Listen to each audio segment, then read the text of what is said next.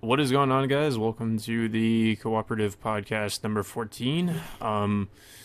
We have a couple of guests with us today. We have Remnant. If you guys, actually, I'm going to go in order here. So I do apologize. This is my first time trying to do the introduction. Oh, no, it's fine. I guess I'll start off with you, Renegade. We have with us, as usual, we have Renegade Operative. Do you want to introduce Hey, yourself? guys. How's it going? And of course, I am Captain Chaos. You guys know me, and if you don't, I am a Let's Player and a occasional streamer, and I am also the co-host. So I guess we will go in a random order here. We also have Reapers, if you want to do an introduction. Hey, what's up, everybody? Awesome. Biodevil Dom. Hey, I'm also another one of the co-hosts. I've been hosting a little bit in Ren's place, but today we're going to have Chaos do it because I don't think he's done it before, so, trying to mix things up. And, yeah, Thor sucks. That's all you need to know. But, just looking forward to talking about some of this news. We actually talked a little bit about this news on my own podcast, the Biodevils podcast, but I'd like to hear some different opinions that maybe we didn't hear on this podcast yet. All right, awesome. And we also have a couple of guests with us today. We have, I guess I'll start off with 563 Gaming, if you want to introduce yourself, man. Hey, what's up, everybody? I go by Smoke, but my channel is 563 Gaming. You can find me at Twitter at 563 Gaming. And, I run a YouTube channel, and I do Let's Plays. Awesome. And last but not least, we have Remnant. What's going on? Hey, thanks for having me. I'm kind of nervous. You don't have to. Don't be. You get used to it after a while. Yeah. Yeah, hopefully. But thanks for having me. I appreciate it. I have a YouTube channel, which is same name, Remnant. Kind of small channel, but whatever. And Twitter, you can find me on there too. Same name, pretty much. So that's pretty much it. And awesome. Okay.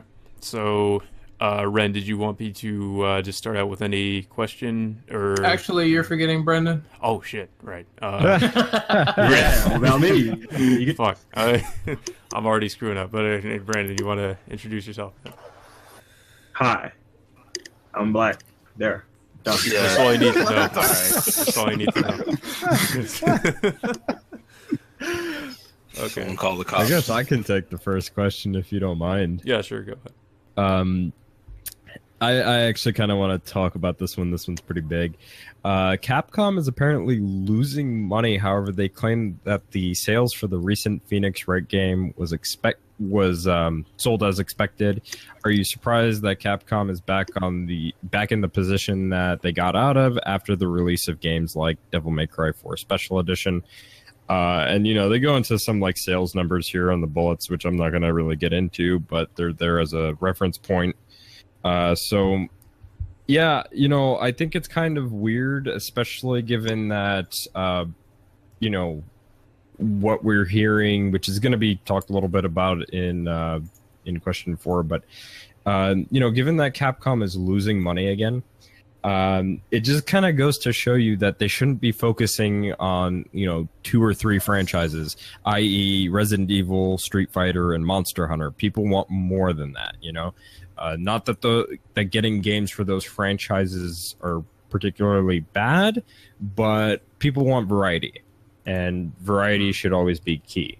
Because I feel as though they'd be making more money if they did more things and took risks that made more sense, in the sense that, again, focusing more on new IPs or returning IPs, so that way they can make some of that money back.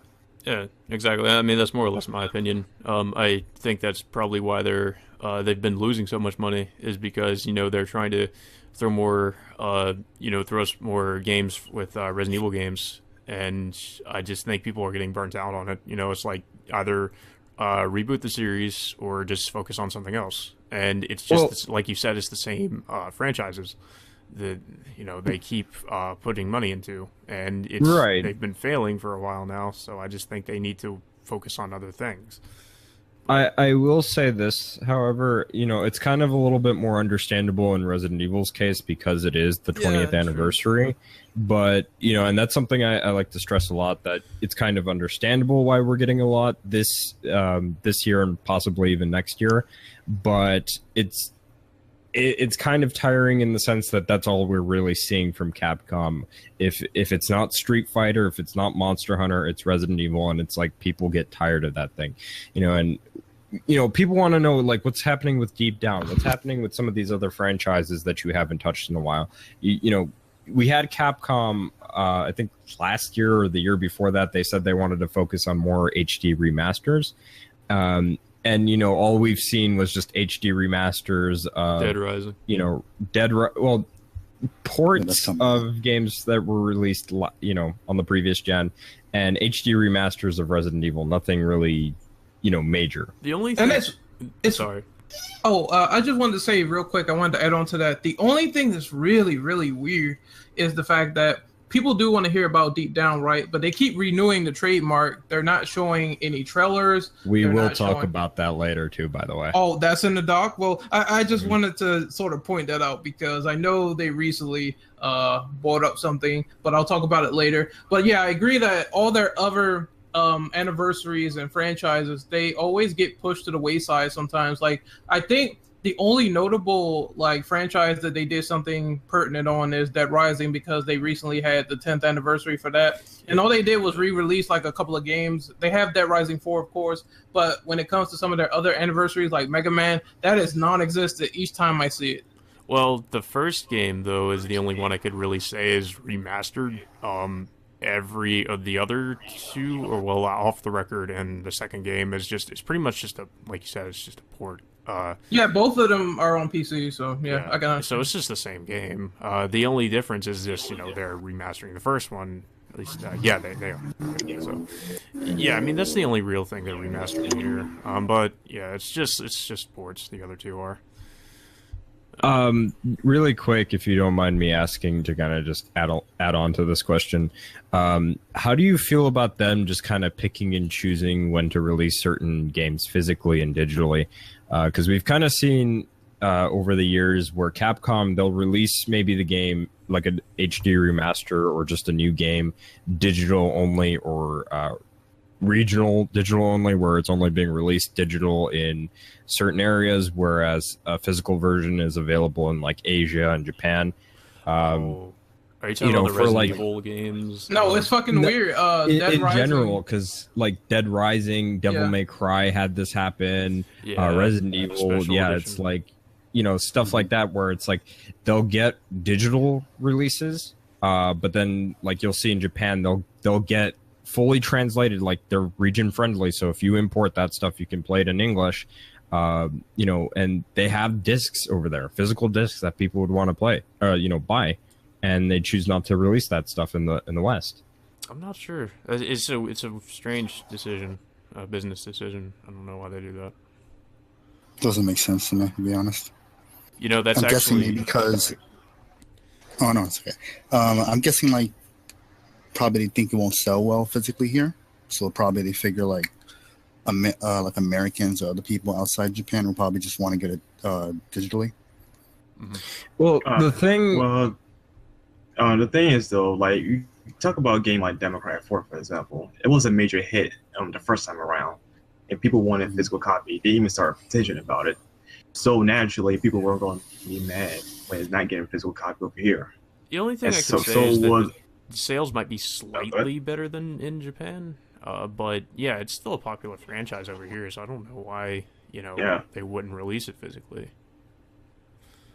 They're also picking and choosing as well, because in the case of Dead Rising, you can get the first game and the second game physically, but you can only get off the record digitally, which is just a weird decision overall. Like, if you want all three games, why can't you have all of them physical, as opposed to just saying, well, we're going to give you two that are physical, but one that is digital? Makes no sense. The future, Ren. Making physical copies ain't cheap, Ren.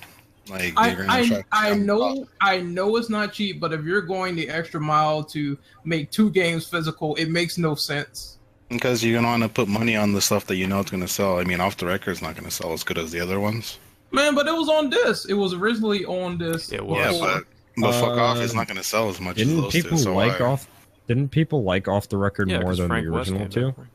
Yeah, they did. They liked it. So I mean, I can understand the whole process of printing this is expensive, but again, like I said, they are going the extra mile to make these physical for the other two games. And then there's the whole thing where they sort of forget other games that are pertinent to the series, and then they decide to release them only in Japan. So it's kind of weird. It's like if you want to get that physical, you have to import it as opposed to making it physical and getting more money for it. I don't understand. There's a lot of collectors out there that like collecting physical games as opposed to digital.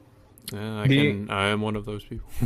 The only thing that I can say is positive about Capcom when it comes to them not releasing stuff physically in the West is that at least in recent years they've been adding in English subs and in some cases dubs, so they're very region friendly. So if you try to import, you don't have to worry about just seeing the game and playing it in full Japanese. You can play it in English, you know. Yeah, that's good. That's really nice. But again, it's like if you can do that, well, why aren't you releasing these physical copies here in the West? You know. Yeah. It's really odd. So I guess we can move on to the next topic if we're finished with this one. Yeah, if nobody else has anything to say. Did you guys want me to take the next question? You can. Okay. This should be good. Number 2, someone with early access to No Man's Sky claims that the game can be completed within 30 hours. For a game that's claiming to have a vast open universe to explore, how do you feel about this claim? There are some bullet points here. Should I go through that? Or you can. Yeah, go ahead. That's just for reference, though. they're not too long. The bit that's really upsetting people is that there's an easily available resource which wait, how do you pronounce that? Damien. Claims can be used to fuel warp. I think it's supposed to be warp or wrap jumps or warp jumps. I think that's Warp jumps. Somebody can't spell. Somebody spell check these. Yeah, Ren. I didn't do Continue. this answer. Allowing players to reach the center of the galaxy, nominally the goal of No Man's Sky, in about 30 hours. I've done a lot of what the game has to offer. I actually intentionally took time out of my warp jumping over the course of going to the middle to explore planets to break up the monotony of it, he said. This does not mean I've done all the major events, however. I'm still yet to swim to the bottom of the big ocean. I'm still yet to destroy a space station. I definitely have stuff to do. To add on to that, No Man's Sky has apparently been getting tons of rave Steam reviews as well, citing very choppy frame rate and being poorly optimized on the latest graphic cards as faults.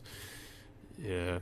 That last one is very, very bad, in my opinion. Notice how he said that he still has stuff to do, so he's not done. So he didn't beat it.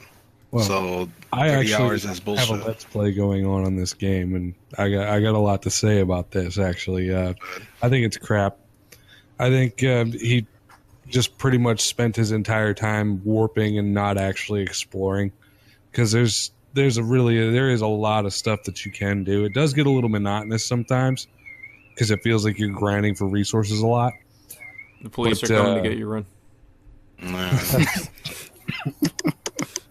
Sorry, go ahead. No, it's all right. But yeah, so like I don't know. It seems like 30 hours. I'm already almost about 10 hours in, and I'm only in my second star system. So, to do that in 30 hours, he pretty much is stopping only to grind for resources and then moving on. He's not doing any of the other stuff. He's not upgrading his equipment. He's not, upgrading his ship. He's doing the bare minimum and getting as far as he can as quickly as he can. And if you're going to do that, you're not enjoying the game. So, it's kind of, could it be done in 30 hours? Sure. Are you going to enjoy it? No, you're not. It's not going to be fun.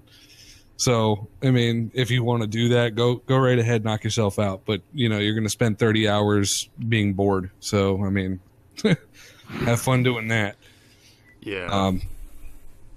And then, I have it on PS4. So as far as the PC stuff goes, I couldn't really say because I chose to get it on PS4, and I'm glad I did because it runs great on the PS4. Yeah, that's what I'm hearing is that the console versions actually aren't too bad. It's the PC version, for some reason, it's just a really, really bad port. It's just really unoptimized. Did you guys hear about that giant day one patch that they're calling the sequel of No Man's Sky, which is did it basically actually fix things, or is it just apparently they added like a story to it. Like they added a bunch of shit before, like when they were reading a bunch of the reviews or seeing what everybody was saying about it, and they were trying that like really desperately to fix it. It by must adding have been stuff. a last minute thing though, like, you know. Yeah, it was. They fucking worked their ass off to make this patch to add a bunch of shit to it. So that's what I heard. Yeah, I mean, I played maybe an hour or so before I actually got the patch and chose to download it.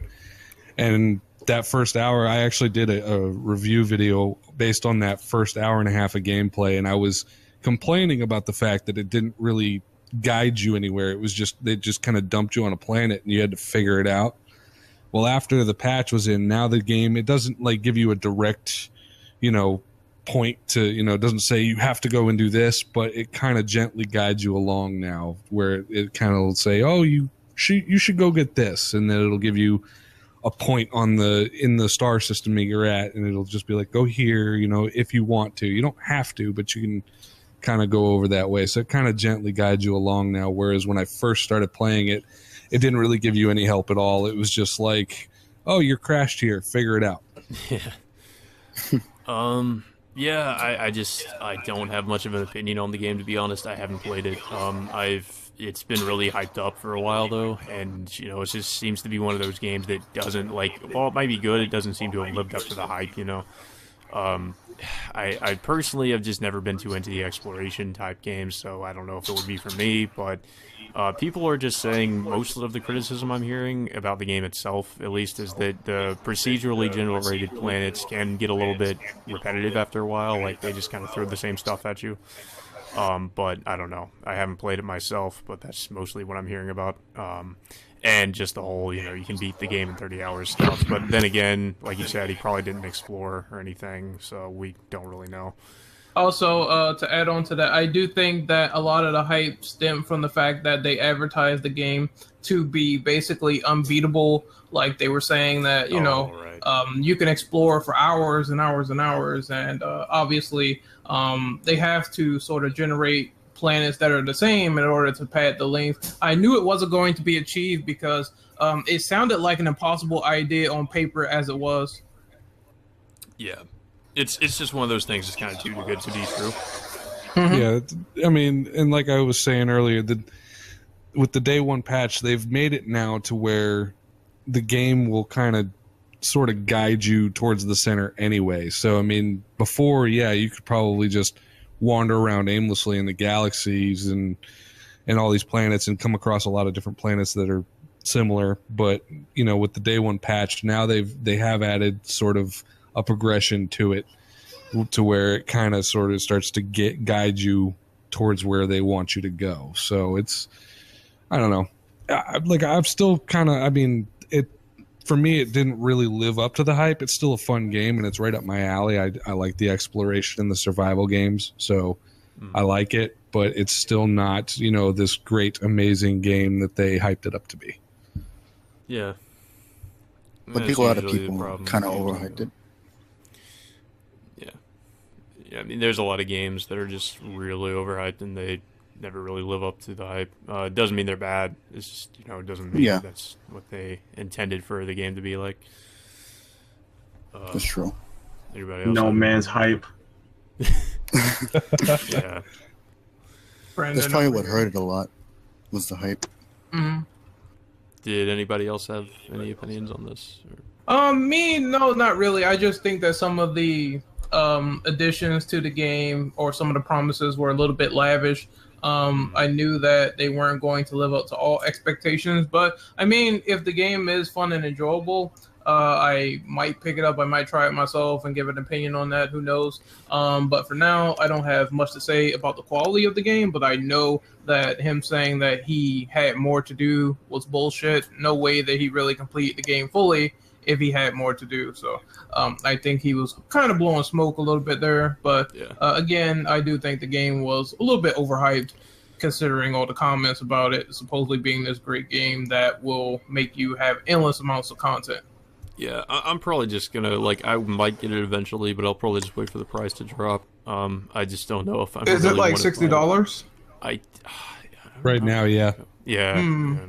Yeah, I'll I just wait don't for the know price if it's drop really if worth anything. $60 in the current state, but might wait. Smoke, since you played it, is it worth $60 or not? No, not really. I honestly, I bought into the hype. I pre-ordered it for $60, and it's more of a $40 title. I would say at this point. I mean, they might add stuff in later on in various patches and stuff, but by then the price is going to be $40 anyway. So, but yeah, no, I wouldn't give it a $60 price tag. I'd say somewhere between 30 and 40 would be right where it needed to be. A game like this that receives so much negative reception, usually the price drops pretty quickly, I've noticed. So, I'd say it'll probably, especially on PC, you'll see a Steam sale on it pretty soon. Yeah. Did somebody else want to take another question? I think that was brilliant. I think that wrapped it up perfectly. We should move on to the next. I meant on the dock. Okay. Yeah, I didn't mean that. Yeah, my bad. Did Dom die? Is he No, I'm here. us? Did you Okay. want me to read one off? 'Cause, I was wondering I if did you read did. off the first one, but I can read off another one if you guys don't mind. Sure. Okay, so, yeah, why don't I, since Ren really kind of alluded to this a little bit, and I kind of added this in last minute because it actually wasn't in the document initially. Capcom extends the trademark for Deep Down. However, this is the last chance they have to do something with the IP. Otherwise, they lose the license. Do you think Capcom will do anything with the trademark, or do you think Deep Down will be deep vaporware? And one thing I do want to point out in the bullet points is that they don't have a lot of time. They have until February until they lose the license in the US. So they have to do something in the US with Deep Down, otherwise they will not have the license to Deep Down. Okay, I'm about to sound like an idiot, but what is Deep Down? Deep Down is a Dark game. Souls clone. It's a game. It's like It's a game. Dark Down Souls. is a free-to-play JRPG, from my understanding. It's kind of similar to Dark Souls, and maybe it has hints of Dragon's Dogma in there as well. But for the most part, it's supposed to be a PS4 exclusive, free-to-play JRPG, MMO type of game, right? And it's also using one of Capcom's new engines. They have another one known as the Resident Evil engine. This is a engine, Ray. yeah, this one's Panta Ray. And they just haven't said anything about this since 2013. I was a junior in high school when Deep Down was first announced. I haven't heard shit for 3 years. You know, I'm fucking 20 now, Capcom, and I haven't heard shit. They showed it at one of the Tokyo game shows, I think, not that long ago. That was like the last time we saw it ever. Yeah. Isn't Deep Down just a working title? Like, can't they just change it and license the new one? Yeah, deep vaporware. all I know about the game, outside of just what it's supposed to, what type of game it is that I guess you're supposed to be like in the future and you're going into the past, so it's kind of like Assassin's Creed in a sense. So it's like I don't know. It just I would be willing enough to try it, but Capcom really needs to do something with it, because if they just sit on this, and this is kind of going back to what we were talking about earlier with them losing money, they could be making money off of this, title if they, push it and actually work on it and give us more information. I don't understand. Well, Why are we bankrupt? And Reaper's free to play. Usually, how they make their money back is through DLC. That game already sounds like it's a piece of shit. Fucking free-to-play games on console does not work. Yeah, I mean, that is a good point. Free-to-play games, more often than not, are turn out to be either average, mediocre, or just rarely better than average. So I don't know. The only one I could think of, and I didn't mean to cut you off, Reapers, but the only one I could think of is Warframe. That's the only free-to-play game that I think that a lot of people like. I don't like that game, but fucking like if you told me it was just an RPG game, then yeah, I'd be like, all right, I'm down for this. But free to play RPG, nah, I'm good. Fuck that. I want to say since it's Capcom, then maybe it might be okay. But then again, like Dom said, we really don't know much about it at all, so I don't know. The way that they're gonna make money is probably gonna be scumbag tactics, so it's already gonna be fucking terrible. Well, you know how Capcom Pay to win. operates. Fucking, Yeah, pay to win. $6 DLC for some, shit that should be unlockables. Just make Dragon's Dogma better too. Yeah, 2.5 with better story and better pawns with backgrounds. That's another game they're not going to focus on. That's Dragon's Dogma. Well, they have the online in Japan. I don't know why they ain't. The online game is in Japan. People thought Deep Down was supposed to be Dragon's Dogma Online when it was first released. I'm not gonna lie. It did sound like a bigger game than when they revealed the plan for it, because when they said it was free to play, I think that sort of brung down people's expectations for it. Yeah, now that I know that it's free to play, those graphics that they showed when they first came out, that's bullshit. That's fucking bullshit. They're not gonna put that good as fucking graphics for a free to play game. Oh, if it's like E3 or something, they're showing this off, that it's going to be, not at all representative of the final product in terms of. They've shown off some tech footage of Phanta Ray, and it looks good. I'm not gonna lie, like the engine looks good, but it doesn't look like the initial reveal. That initial reveal is not accurate to what the tech demo showed off. The tech demos show off a more, it looks like a nice polished engine, but it's not on the level of what you saw back in the initial reveal for that. And as far as that particular engine is concerned, like they haven't really touched it. And I would like to see more games from them using that new engine, because outside of that, they have the Resident Evil engine, which they're probably just going to use strictly for Resident Evil games, obviously. But I kind of wish they would use Phanta Ray for everything, because it's their new engine and they could be taking advantage of that. And that was also something that really kind of bothered me too, is that, they have games like Street Fighter V and as much as everybody pretty much hates this game, Umbrella Corps, for whatever reason, uses Unity 5, Street Fighter 5 uses Unreal 4, and it's like, why are you using third-party engines when you have a new engine at your disposal? Then again, this is Capcom, so, laziness is the name of the game. Yeah. So that's what I feel on it. It's weird that they didn't do a showcase, because the RE engine had a showcase already with RE7, and for this one, they showed a trailer deep down like forever ago, and that was it. Like Revenant mentioned, it was at Tokyo Game Show, but they didn't show it again. So for them to not do a gameplay demonstration of it is quite puzzling. Yeah. Because engines, they have to cost money if they're built from the ground up. I think it's just a question of priorities. Like, they want to prioritize the Resident Evil games. They're trying to prioritize, what they know is popular with people. So I don't know. I guess that might be where they're coming from with it. So. Which is, and I kind of want to interject there, because it's kind of weird.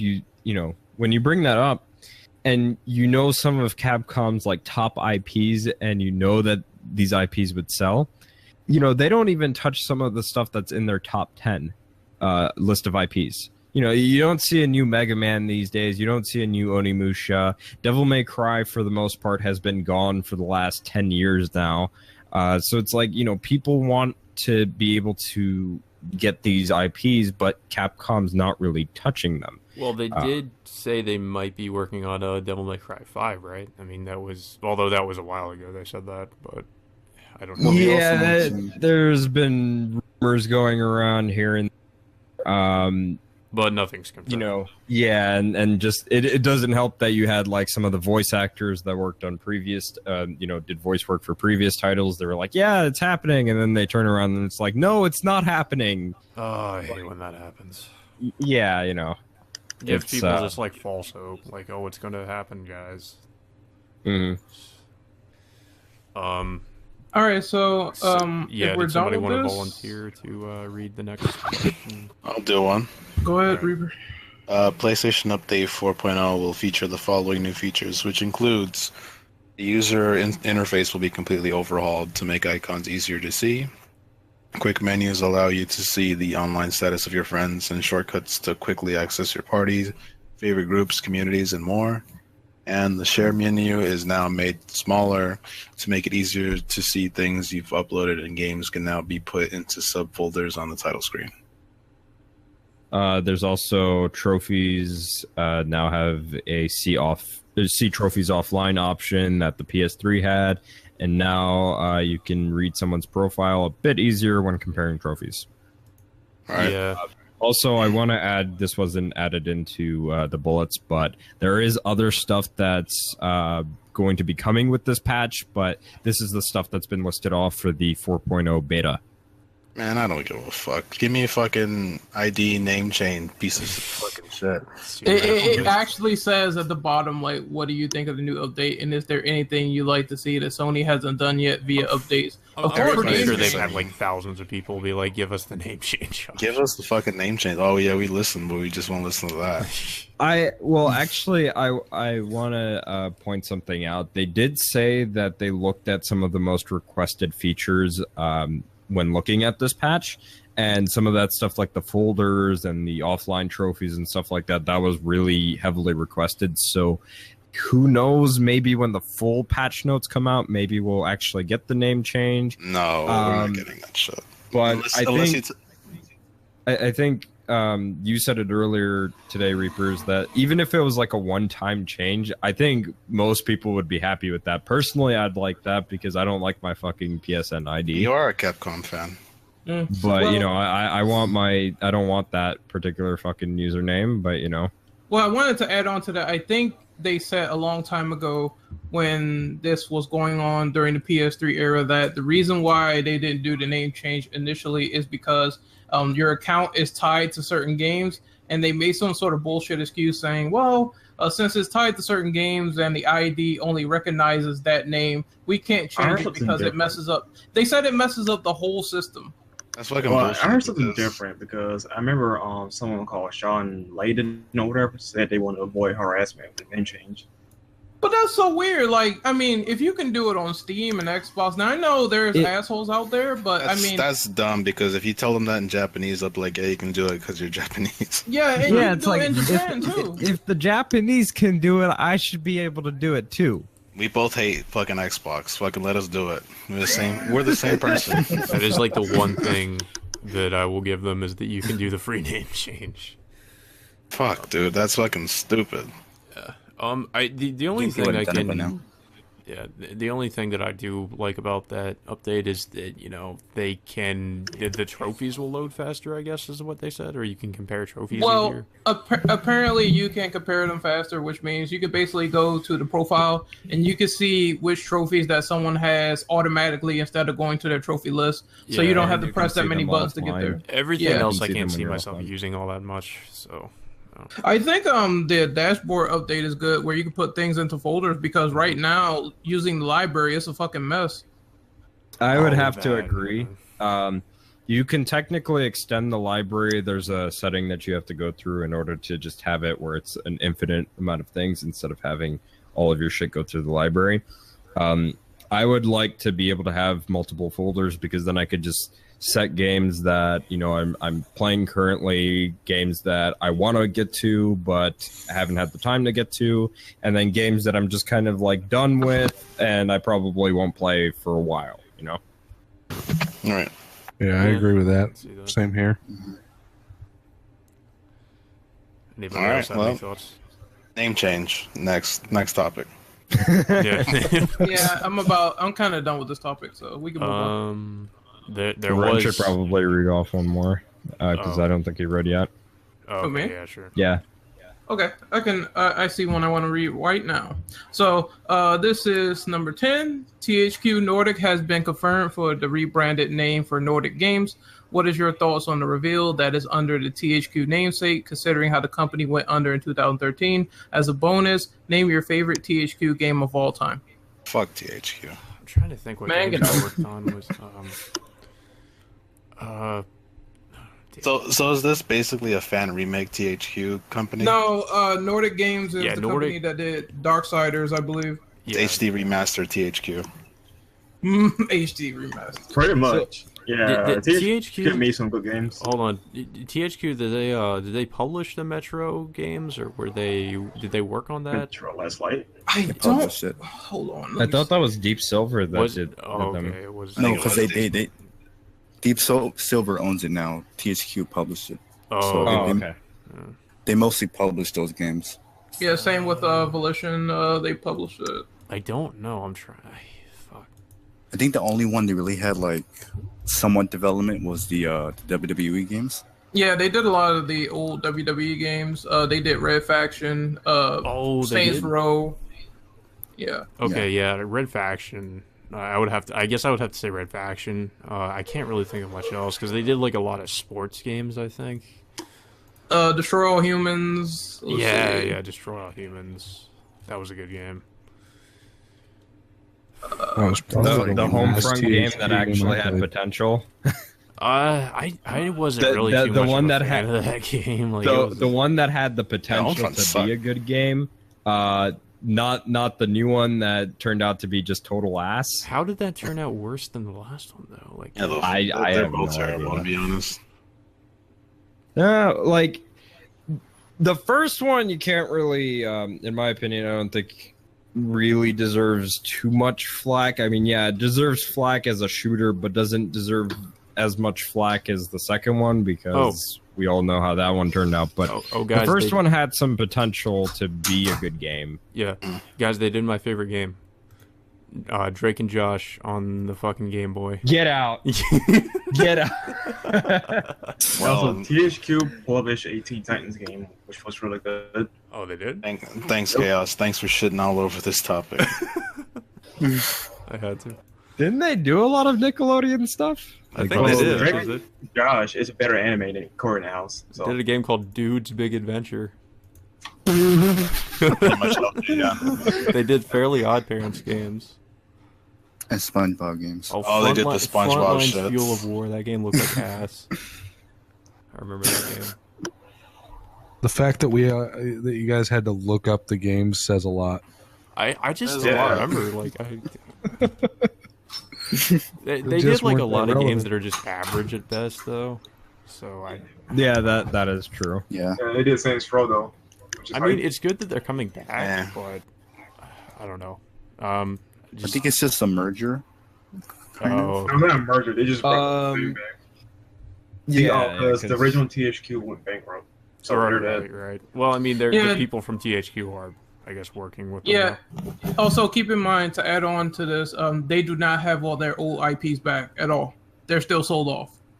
Yeah. Oh, damn. Well, Oh, wow. they might still have Darksiders? Darksiders because Nordic Yeah. Yeah, they Games still picked that got up. that. So Yeah, that's it. But that's it though.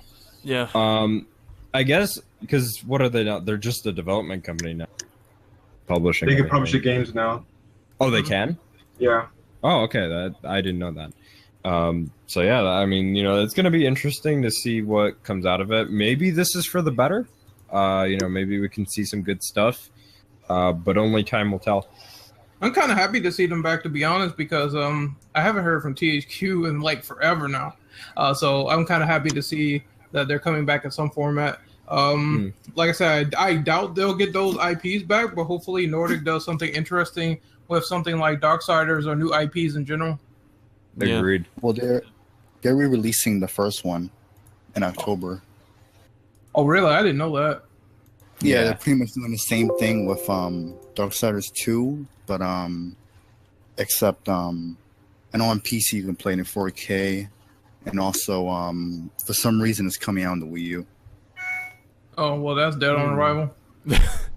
Pretty much. Well, I guess you can say the Wii U has one game now.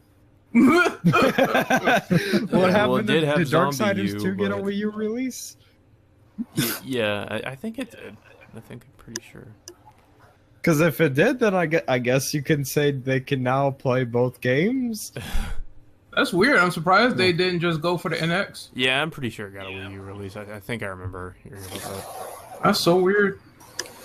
Maybe they'll put on NX eventually. That's NX is gonna fail more than Wii U. I'm gonna tell you that right now. Agreed. Anyways, if I guess we can move on to the next one. there was a question I wanted to do, if you guys are okay with that. I'll do You can go. number 8. Final Fantasy 15 has been delayed until November 29th, 2016.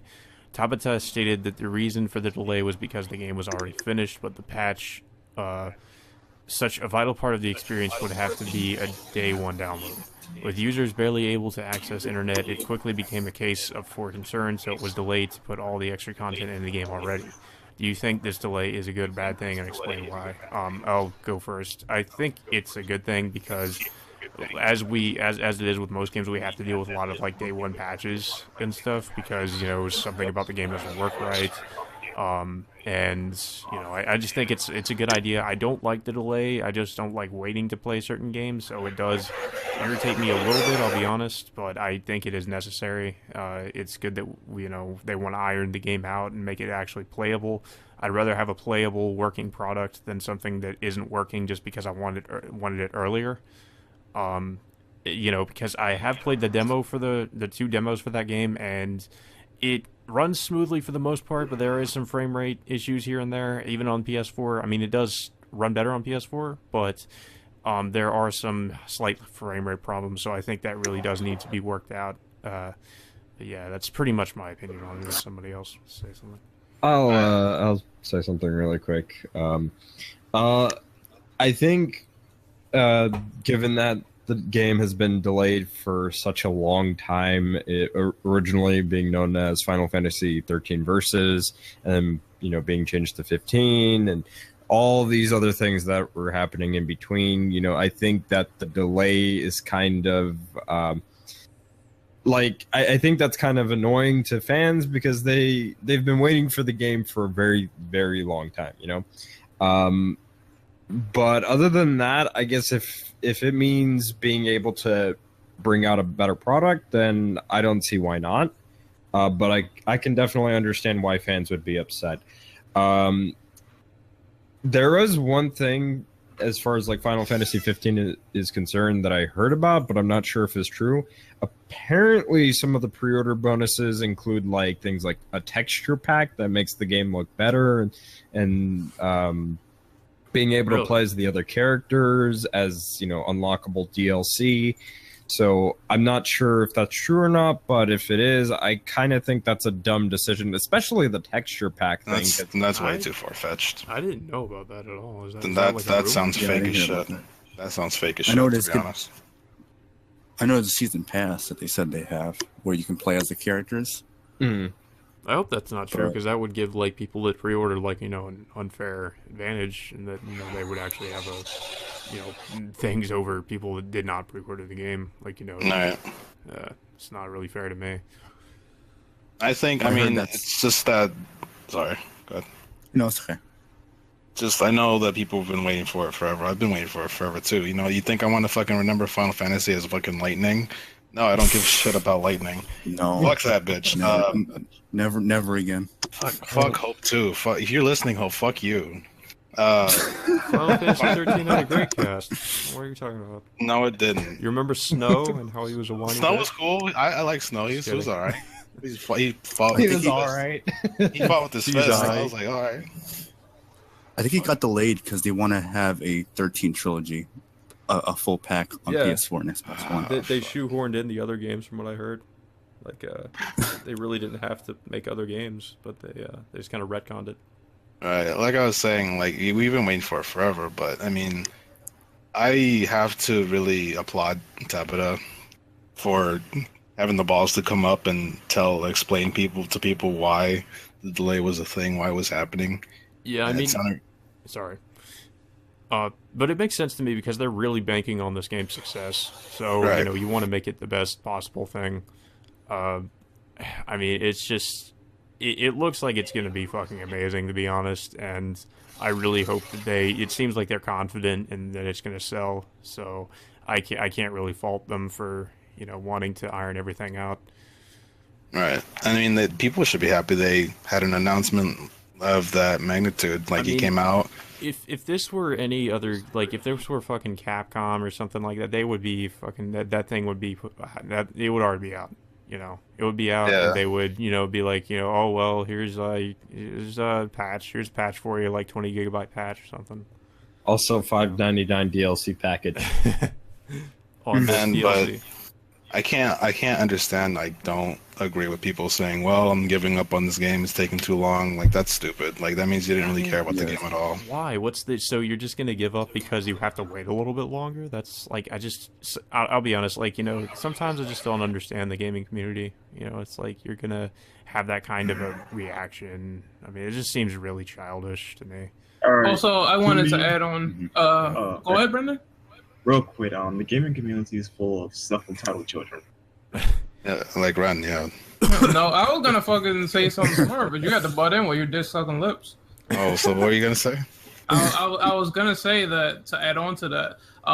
That was the original release date of Final Fantasy 15. They actually bumped it up to September, so I don't see why people are mad if that was the original date as well. It gives them more time to focus on the game, and also there's basically like a lot more time to play other shit. Like if you have a backlog, man, you obviously want to get that out of the way before you play a big RPG. So I don't see what all the crying is about. Yeah, I think I September's agree. like that Yeah. now. I kind of want to add on to what Brandon and what Ren was saying too. Like, you know, people complain in the community, but there are times where the community is valid, and then there are times where it's just kind of questionable. Like this, I don't think that if you're gonna say that, well, I don't want to buy the game anymore because it's getting delayed a few months, I think that's kind of a dumb excuse. If the game was getting delayed to, you know, like three more years or some crazy shit like that, and you feel as though the game is never going to come out, then I would understand a little bit more that sort of like mentality of, If it was oh, I don't want to vaporware, get yeah. the game. Yeah, Yeah, but it like exists. if it was You've played vaporware, it. but yeah, but you know, there's a playable demo. You can, you know, the game's only getting delayed a few months. I don't think it's going to be that big of a deal, you know, like, so that sort of like complaint seems kind of invalid. But if it was something else, you know, where it was like, oh well, we're going to be cutting out shit that you saw in the demo and all this other stuff, then yeah, that would be a little bit more valid. And you know, I don't know. I just think that sometimes the complaints can be either valid or invalid. It just really depends on the situation. I kind of thought the same when people started saying that about FF7 remake, and they sort of got it misconstrued about it being multi-part and episodic. I think when people got confused that it was episodic, which means it's releasing weekly, that wasn't what was in the original statement. It was multi-part, which means it's going to be equivalent to one whole game each part. And I'm thinking it might be the same disc as Final Fantasy VII was originally. So it's stuff like that that people just need to read more and consume more information, and then you'd probably be a lot more happier with the result, especially with stuff getting delayed and having more development time put into it as opposed to rushing out a buggy piece of shit. I'm just super glad that they came out and they explained it clearly. Like, nobody was confused about it. They understood why they were doing it, and they accepted it, and they agreed with it. So, and then that's how you're supposed to announce your delays. You're not supposed to just make a tweet and have people read this fucking long manuscript of stuff that's going to confuse them, and they're not going to understand why you're doing it. They're going to think you're just doing it just to do it. So I'm really glad that he came up and stated what was going on, why they were doing it, and it was for a good cause, and I'm quite happy with that. Mm-hmm. Yeah, and he sounded very passionate when he was talking about it, too. I think all of them are passionate about it, though. I feel like they put a lot of passion and work into it. They've been working on this since, apparently, according to Rents, 2006. So, right. In conclusion, you've waited for like years. 2 months ain't gonna kill you. Right. Yep. Yeah. Nope. If it was Also, another year, I could understand, but Yeah. What were you saying, Revenant? Oh, I'm sorry. Yeah, I don't know if you heard like a lot of people say like that the reason why it's delayed because Square Enix is afraid of Persona 5. What? I would. Yeah, be too. a lot of people are saying that, but it doesn't make much sense because Persona 5 is next year. 15. Yeah, exactly. But that's outside Japan. It's coming out in Japan. Persona 5 in September. So, but it doesn't make much sense because 15 is having a worldwide release. So, it's coming out to the public all over the world or wherever it's going to be released. Exactly. Yeah, obviously that'd get more sales. So. Yeah, and also like a lot of people say Persona is like a niche series. Fuck no. Where Final Fantasy is obviously, I don't think it is. Like, it's definitely not at this point. But I mean, you compare Final Fantasy to Persona, I think more people, like, generally speaking, are more familiar with Final Fantasy. So That's they would true. probably go. That's correct. Yeah, they would kind of gear towards like 15 over Persona 5. But I think both games are going to be like great. So I don't understand where like people like do that bias all around, like saying like this is I just feel scared of this or whatever. I feel bad for Gravity Rush. I was having this conversation with Ren this morning. Like they kind of got fucked because now. Man, look. Everyone knows. Everyone's gonna make that fucking assumption, saying, "Oh, well, you know what comes out in November? COD, so everything else is irrelevant." Like, there's people who do that shit over sales, and it's like, man, if the game is good, then I mean, sales are irrelevant. There's bad games that, like, there's bad games that sell bad. There's good games that sell bad. And it's unfortunate, but it's a whole different ball game. That's what I was trying to say. You It's know, kinda like- that's what people are gonna buy the Madden NFL of shooters. No, like Platinum, like that was Platinum like all the time. They made a lot of good games, but they didn't sell well. Shit. Oh, hello, Car. Yeah, this guy knew that when Fallout 3 came out and Vanquish came out the what are you gonna choose? Vanquish? I mean, I know it's a good game, but fucking Fallout 3 was Yeah, amazing. the thing is that there's a huge difference between Persona and Final Fantasy. Like Revenant said, Final Fantasy is more known, and it's also releasing worldwide. So obviously, it's gonna sell a lot more. So I don't know why they're worried about that. If that's the case, I think it's a stupid concern. Obviously, it's gonna sell more. I'd be afraid to be honest. I made the comparison that even though Uncharted 4 did well during the May MPD, Doom still like sold good. Doom was still like great. A lot of people reviewed it well. So yeah, there can be great games that release next to a juggernaut, and it still could be conceived as a good game. I just hate the fact that there's those games overall that are super popular that really no one gives a shit about, because I'm personally not going to pick up the new COD game. And they say shit like, oh, well, you know what? This is going to outsell everything in terms of quality and in terms of sales. And it's just wrong when they think about quality, because the game can still be great and COD can still be the same old shit every year. Although I just don't think that's a fair comparison, just because Final Fantasy is not fucking not like God. Like they don't really put any fanboys do it passion though, into fucking because God. People they really look into sales a lot, and they think that determines quality all the time. I mean, it has something to do with it if it's a good game, but still. Right, and that kind of reminds me of people who kind of just shit on the like Dynasty Warriors games and whatnot. It's like people say that shit's the same thing every year. I can fucking assure you that it's not, given that I'm a fan of that franchise. But like you look at something like COD, sure, core mechanics are the same. There might be some few changes that makes it stand out from the last title, but overall, you can expect the same fucking game. There's really not that much difference. Every year, people fucking skip the campaign, go straight to the multiplayer, and if there's any other mode, like a zombies mode, then they'll go to that too. Nobody actually gives a fuck. And that game will be relevant for a few months, and then the next one comes out, and it's rinse and repeat. And unfortunately, some very good games can end up getting overshadowed because of that fucking franchise. I think in general, I think Gravity Rush, I'm going to try it out. I'm going to try out Final Fantasy as well. Please do. Gravity Rush 1, you can get the HD remaster on PS4. I still need to get back to it, but it's a great game. But sometimes it is unfortunate, but it does happen. They cram a lot of games on release dates. No one expects it. I will say though that some developers are smart and they do like say, well, if this is coming out or if this is pretty much a problem, we'll push it up or we'll push it back. Considering the fact that sometimes these developers, they know that their games are done and they want to get them out on the market as fast as possible. So some things can be different. Some things can always change in the gaming industry. So I'm glad that developers do that. It's just unfortunate sometimes it happens. That's true. And I'm glad it got delayed because it'll end up being a better game. I got more shit to play, so if it wasn't delayed, I probably wouldn't be playing it till October, to be honest, because of my backlog. I'm with you on that one, Ren. Mm-hmm. I've got a couple of different Let's Plays going. I've just got a lot of stuff going on. I wouldn't even have time for it. Yeah, I'm still in the middle of Fury, to be honest, so there's no way that I could probably play it until I beat that game. Yep, that game is great. But we're going to move on to the next question if we're done with this one. So who wants to read off the next one in the document? I can, unless if one of the new guys wants to read it off. What about you, Smoke? I'll read one off. We'll go with number 11.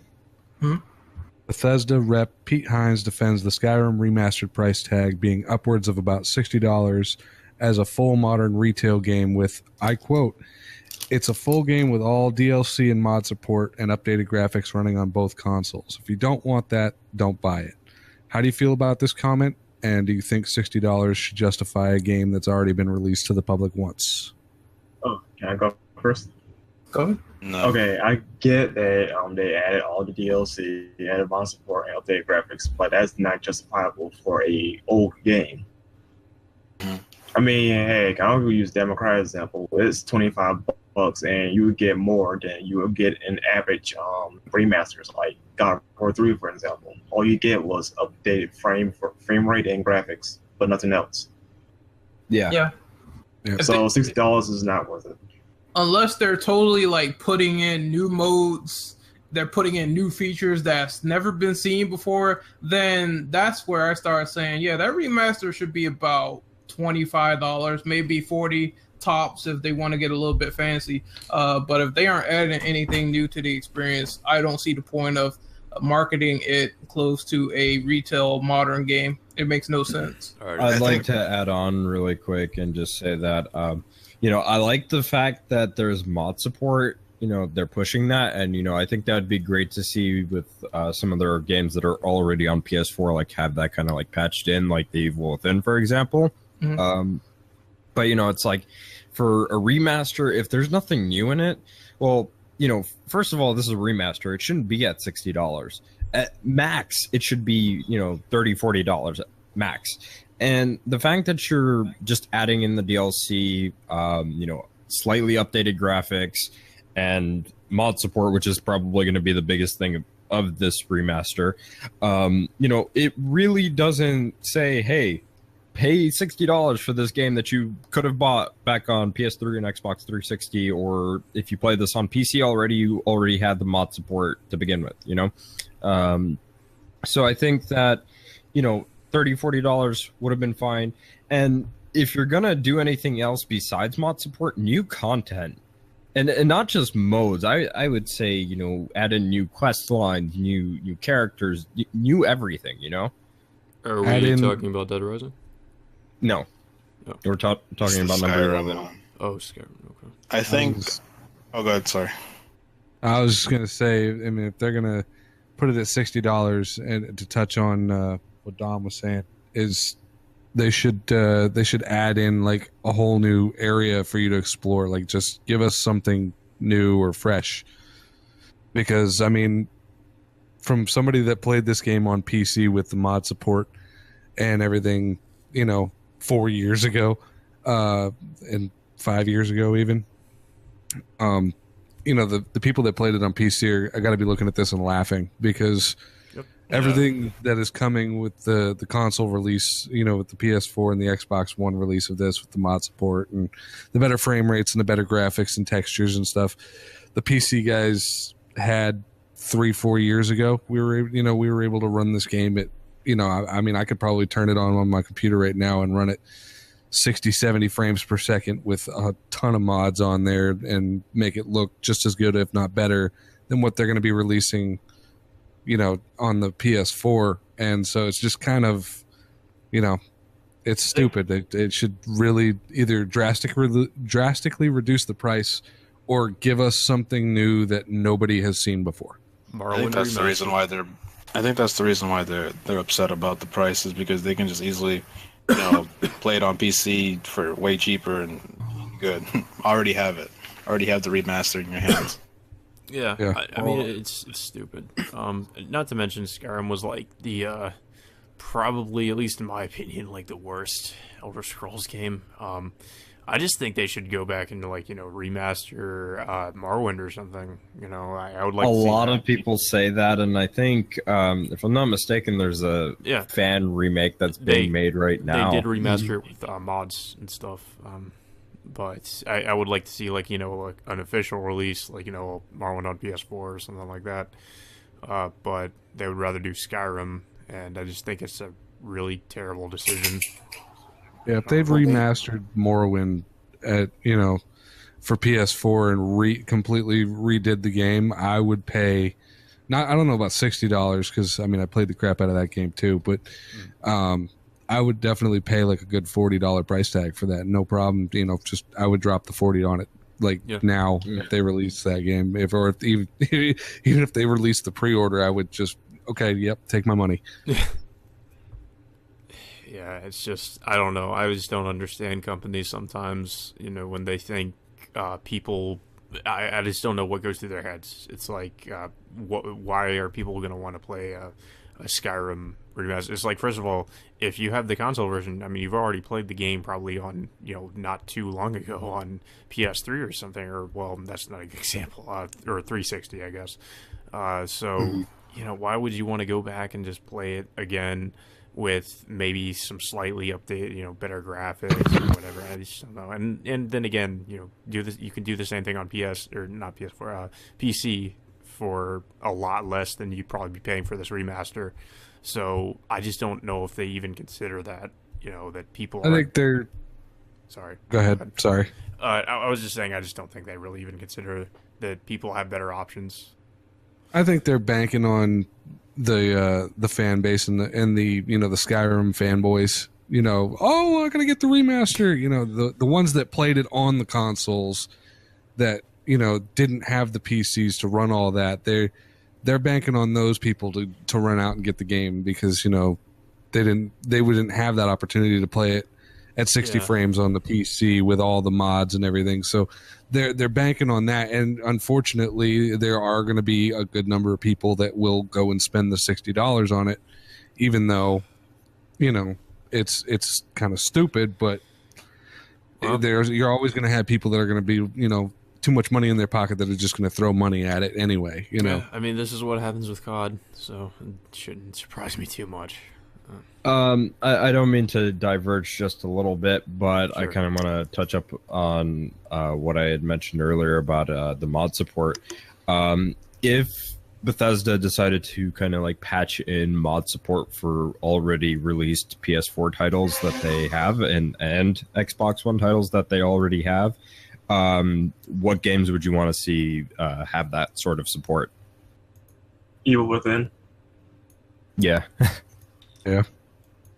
that I would like to mod in the 60 frames per second into that game. I'm gonna have to agree. Good God, when they had letterboxing, I couldn't stand that, to be honest.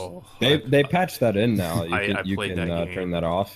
I know, but before it was awful. I played that game on launch. It was a technical nightmare. I play it now and it's a lot better, but on launch it was, God. It had the letterboxing. It had frame rate lock. You couldn't, I don't know if you could do anything about that, but it was terrible. Frame rate dropped everywhere. It just was not an very well optimized game when it first launched. Yeah. That would probably be the best one for mod support at this point. Yeah. Could you imagine some of the crazy stuff that people would mod into it, though? Pyramid Head. Leon. Modern Tom Hewlett. Oh, no. Anyways, I think we're good on that topic, so why don't we move on? I'll take on the next one. So I'm going to read off number one. Metal Gear. There's been a listing for Metal Gear Solid 5, the definitive edition, recently. While it's uncertain as to what this version of MGS5 may include, the date is listed for it. The date listed for it is October 30th. If you haven't played MGS5, would you be willing enough to give it a shot with now with the definitive edition? Wait, okay. Well, why is it the definitive edition though? Like, what are they going to do differently? We don't know. I mean, nobody knows if they're including like all the DLC. Nobody knows if they're bundling Ground Zeroes and Phantom Pain together. Nobody knows if they're including the third chapter, which is probably the least likely thing to happen. But nobody knows. Yeah, I just don't like. Okay, it runs at 60 frames a second. It's the graphics. I don't know what you could do differently about that. I mean, the only real thing I can guess is what they're doing is, like you said, they're probably just going to bundle it with Ground Zeroes, and in that case, I mean, I don't know. I mean, calling it the definitive edition is a little bit misleading because it gives people the impression that you're improving the technical aspects of the game, because usually definitive editions are like remastered versions of the game, so I don't really know what you could do there. And it's very unlikely they're going to include the other chapters. I mean, I don't know. I think that's just wishful thinking to think they're actually going to do that. So I don't know. It's probably just going to be Ground Zero with it and the DLC. Yeah, unfortunately, I think that didn't they talk about a version that had Ground Zeroes and MGS5 like a while ago? They I'm not sure about that, but I remember before MGS5 came out, they were saying that if you had save data of Ground Zeroes, you can transfer that over to Phantom Pain, and then you'd be able to go back and have like an extra chapter via save data transfer. So you'd be able to go through the base in Cuba from Ground Zeroes, with your new abilities and upgraded gear and whatnot, which you weren't able to do in Ground Zeroes, and be able to do more and just have like an extra chapter. And I think there was also a thing of potentially using that particular base as a variation of the FOBs, or not FOBs, but the mother base. Mm-hmm. So, Yeah, just going back off of that, I think that the most they will probably do, in my opinion, is put together Ground Zeroes and the Phantom Pain. I don't think they're going to do Chapter 3 like Chaos was saying, because this is Konami. Unfortunately, I got to say they changed for the worst. So I'm not expecting much from this version. If they do Chapter 3, I will be thoroughly surprised. But then again, they have changed for the worst, so I'm not expecting much. Yep. Did anybody else have any opinions on this? Really? Okay. I didn't really get into MSG5 or MGS5. Yeah, MSG. I will say this though. Getting it used for about $20, it wouldn't be a bad deal. I mean, the game, you can have some fun with it, but it's not a $60 game. Yeah, it's not a bad game at all. I think that gameplay, it's an unfinished game. Yeah, it's just unfinished, which is unfortunate, but the gameplay is very good. It's very stellar with the amount of stuff you can do and customize. And I'm glad they sort of took some elements from Peace Walker as well, since I recently played that. So it's good to see that back in MGS5. So I think it's a good game gameplay-wise, but for content and story, you might want to look elsewhere or get it used. Yeah. I guess I'll take number 13. It has been reported that the Nintendo NX is now a tablet with unmounted controllers. It's supposedly still a handheld/console hybrid that can play smartphone games, and a new that sounds terrible. And a new augmented reality feature that could be on the horizon. The console is rumored to now be listed in price as $200. Wow. That says a lot. Do you have any reaction to this question, though? Okay, hold on. Let me finish. Do you have any passing thoughts on the new NX news? It will also use a camera of sorts like the PlayStation Eye. What the fuck are they doing to this thing? Are they making it into a Metal Gear? I seriously want to know. Does it come with a coffin? Hey, remember when it was supposed to have a heart rate monitor? The fuck? Can the FBI spy on you too? The more news I hear about this fucking console, the worse it sounds. Like, I'm sorry, this just $200. I mean, I guess that's good, but I don't know. I'm not liking where this is going because okay, I can play smartphone games. Like, is this trying to be the Ouya or something? Like, I don't. You remember how I don't much of a know success about that any of console you. was, but. I don't know about any of you, but personally, I think it would have been just in Nintendo's best interest to, well, one, what they should have done is kind of go the route that Microsoft and Sony were going, where they're releasing an upgraded variation of their consoles, you know, where they can, you know, they have beefier hardware, they can do more, they're just more powerful, but they can still play, you know, games for from the original console, and, you know, anybody that doesn't have that variation of the console, they can still, you know, play the games that are going to be released and are more dedicated for those consoles, you know. Unfortunately, they didn't do that with the Nintendo 3DS, but that's a whole nother topic. So I think that would have been in their best interest. I think that they also should have just kind of ditched the tablet sort of thing, and just, if not ditch it, at least make it a thing that people can buy in case the tablet that they have that comes with the console, you know, just completely breaks. You know? Okay, I have a question about that. What is an unmounted controller? Is that like something? What is that? From what I've heard, as it was described to me, it's apparently the way that it is. It's a tablet, but you can take off the controller aspects of the tablet and use that as the console. Yeah, they said the controllers were detachable from the console itself. Wait, didn't they do something like that with the Wii U, where you could like play the game on the tablet, and you know you didn't have to play it on the console? Well, the only thing is, if you break the tablet, then the console's pretty much fucked. Well, I mean, yeah, you would have to send that tablet back to Nintendo, and I think they charge $100. It doesn't sound like they're going to do anything different with the NX in that regard. It's just going to be another tablet controller. I don't know why they insist on doing that. Like, it's an interesting idea, but it just has so many drawbacks. I just don't know why you would continue to do that. I don't know. It's also the $200 price point is a little bit concerning, because that's about as much as you could buy a Wii U for at this point, if not a little bit more than that, I think.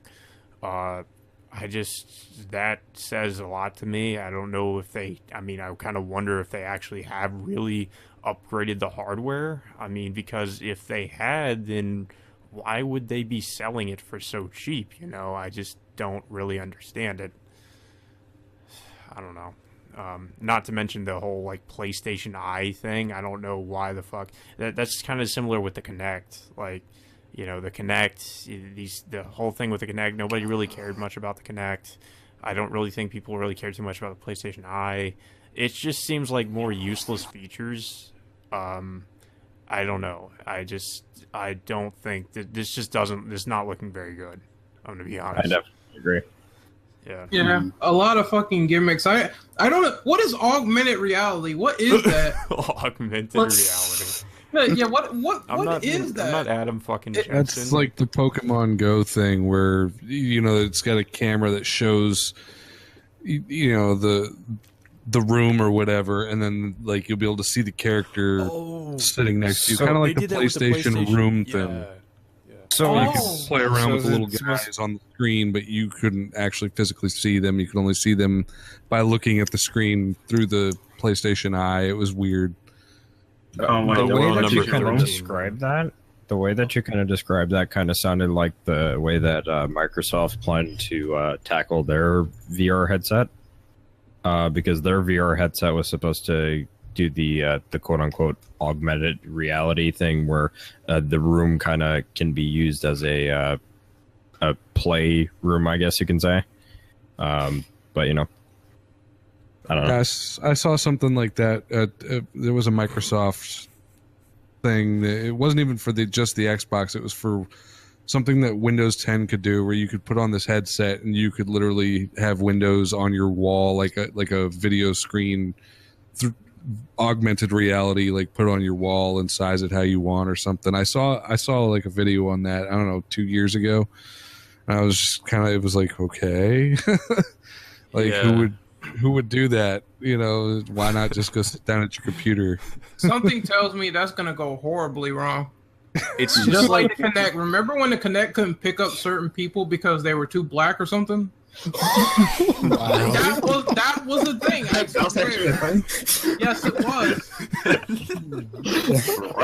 You got too much melanin in your skin. You can't. Renegade, so you couldn't use it. Hey, you fuck off. Yeah, I used to Connect, man. I wasn't that dark. It's just more convoluted ways to do simple bullshit. You know, it's like we don't need all this stuff. Just give me a simple controller. You know, I don't need this tablet thing. It's the. I don't need an iPad. It's like they don't listen to people's complaints. It's like people didn't like those about the Wii U, and it's like, well, we're gonna keep doing it. They keep seeking a way to wow the industry. Essentially, that's you know. Yeah, I did wow those all right. Okay, I have a good point. I think that they just need to lay off the gimmicks and make good games because, I mean, for first-party games, they have been solid for Nintendo. But, however, they seem to rely on the fact that the Wii was so popular with the motion controls. So they're trying to emulate that. They've been trying to emulate this in new ways with the tablets, and it just seems so weird and convoluted. But see, that's the problem, though. The Wii only sold because it was, you know, the popular thing to buy at the time. You know, people bought that thing like it was the next best thing, you know? Yeah. And nobody, I remember this, like, you know, my cousins, they had got one from their parents, and ever since then, they have not touched that thing. And I think they still expect to get the price that they paid for it back. And I'm just like, you're not getting shit for that. Like, that is a console that literally nobody gives a fuck about. Yeah, I think that's mostly because, you know, motion controls are something that was fairly new at the time, and that was the only console doing it. So people are like, "Oh, this is the future, guys." But well, not only that, but a lot of parents bought it for their kids because the price tag was lower than the PS3 and the Xbox 360, and they're like, "Oh, I couldn't afford to get you a PS3, so here's a Wii." Like, oh yeah, great! I can play tennis. They play it for like 2 hours, and then it just sits there collecting dust. Yep. Not only that, the mobile industry killed the Wii because casuals went to that. The only thing I liked about the Wii was the ability to go back and buy some of the classic games and play them on the Wii. Yep. Like from the GameCube, from the original Nintendo, the Super Nintendo, you could go back in and the virtual console aspect of it. That was a great idea. I enjoyed that part of it, but other than that, I could have cared less about the Wii, other than Zelda. Yeah, I mean that's really the only thing that might sell some units for the NX is the new Zelda game. Honestly, they should just take a look at what PlayStation and Xbox are doing, and just release just a straight up console with some controllers, really good hardware, and put out good games. I mean, they would sell like hotcakes because Nintendo is still a popular brand, but they just got to cut out the gimmicks. Yeah. I mean, what's killing them right now is the gimmicks and just the whole idea that they're this family-friendly company and they can't ever have mature games on their consoles. And when they do, it's like they're overlooked because nobody really wants to purchase a new console just to have and their have localization department is a complete fucking joke.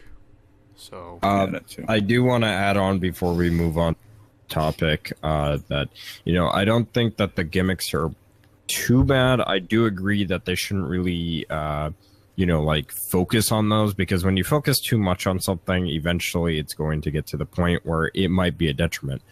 At least in this case, where they focus too much on the gimmicks, and that's pretty much all their consoles and all their hardware stuff kind of revolves around. So I think what they need to do is kind of scale back on that. Maybe have a few gimmicks here and there that maybe you could actually use and they'd be interesting, and actually be somewhat useful to the games that you play, but really focus more on like looking at the market, seeing what people really like. You know, obviously a lot of people prefer controllers instead of, you know, giant ass tablets or motion controls, you know, things like that. And do like the gimmick stuff as like an aftermarket stuff that you can purchase, you know, rather than just making that the full frontal focus of your console. Yeah, like it shouldn't be the other way around. You know, like with the Wii U, the controller or the actual Pro controller was something you bought separately. It didn't just come with the console. Mm-hmm. It was a tablet. Right, and also better hardware too, because they are really falling behind, you know, Microsoft and Sony. I think that, you know, they could take the chances to, you know, surpass Microsoft. I mean, it wouldn't be that hard. Sony, it's 50-50. It really just depends if they want to put in the effort. It's like I said, if this price point is anything to go by, I don't think hardware has really improved all that much, and they're still going to be behind. So. Yeah. Supposedly they are saying that the hardware is not up to snuff. I think when they release some specs, then the question is going to be pretty telling there. But I don't think that it's going to be as strong if it's a tablet. It's not going to be as strong as a PS4 Neo, because I mean the new consoles are already releasing their updated variants. So at this point, I mean Nintendo, either they release it and it's not up to snuff, or they got to keep up because of the Wii again. Yeah, the current consoles are advancing, and apparently we haven't heard specs yet. So I don't think it's going to be that great, to be honest. No, $200 probably still be stunning. I think we should probably move on because we've been on this topic for a little bit. I would suggest someone take one of the niche questions, so that way we're not just reading off main topics. You know, just kind of mix it up a little bit. Well, there is one thing on there that interests me if nobody else wants to take any of them. You can go ahead. All right.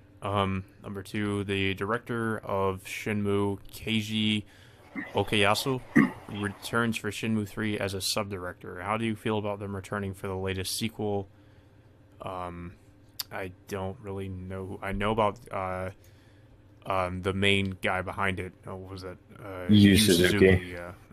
I don't know too much about the other people who worked on it, so I can't really say. I would assume it's a good thing if he worked on the other any of the other games. Then, you know, obviously that's good. So I don't know. I don't really have too much of an opinion.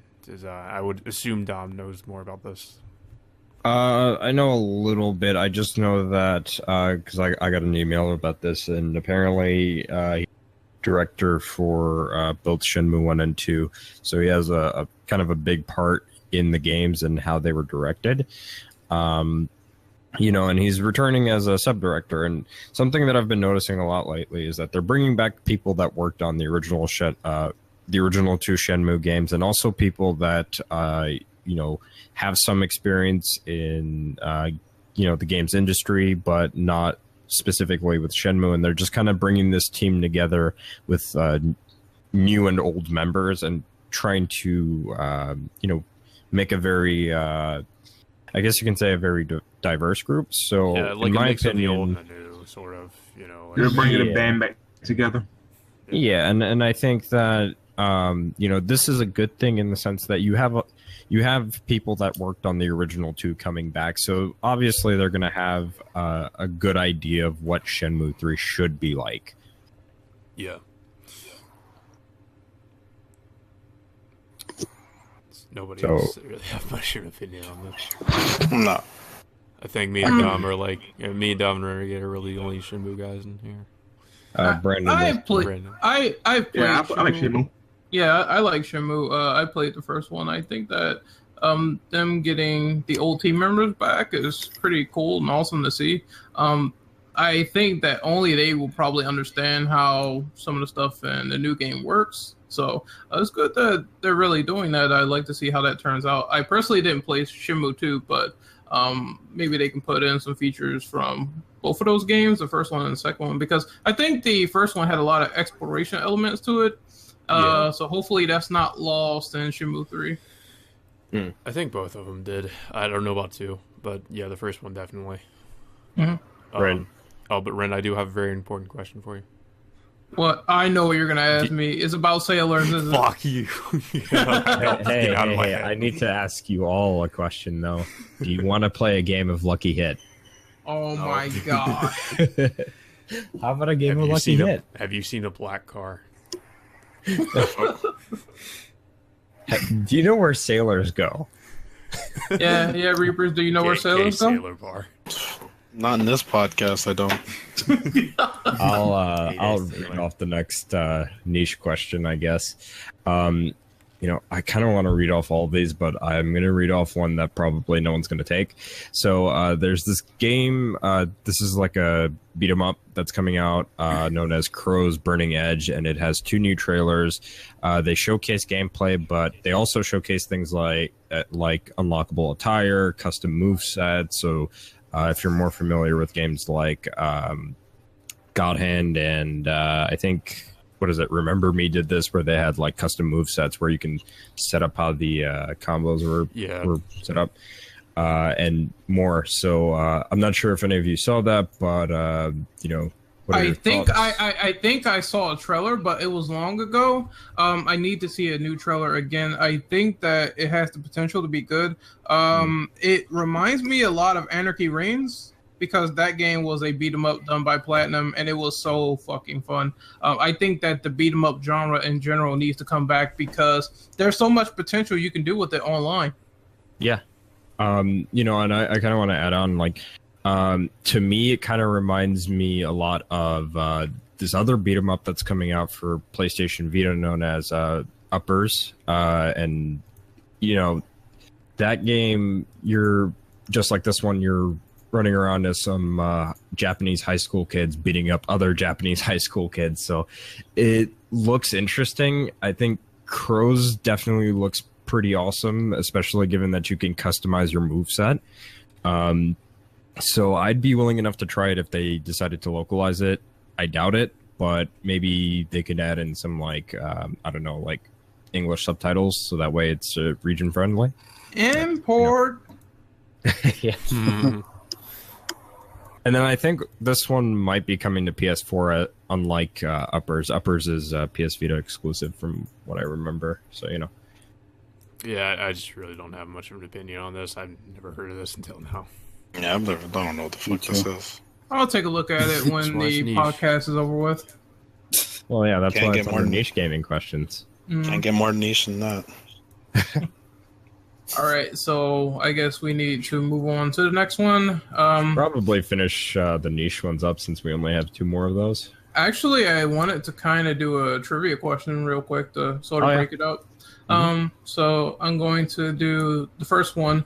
Every game has some form of a concept that may get cut during development. What are some games that you wish would have made more use of their concepts? And that's from Mr. Bio Double Dawn. I guess right off the bat, I would go with some of the mechanics that were cut out of Resident Evil 5 with, that felt more like made it feel more like a survival horror game, where if you were out too long in the sun, you would dehydrate or something.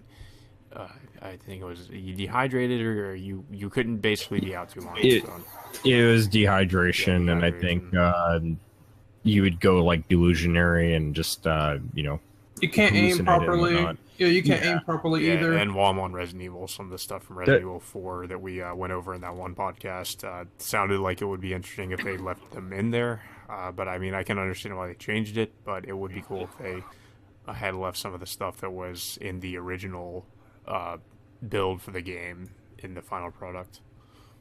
Yeah, a lot of Resident Evil stuff is, a lot of interesting stuff. Like 5, I think, definitely had the most interesting stuff because they had like cut enemies, different plot points. I think Barry was even supposed to be in that game at one point. They had some artwork or something for him, right? And yeah, they had artwork.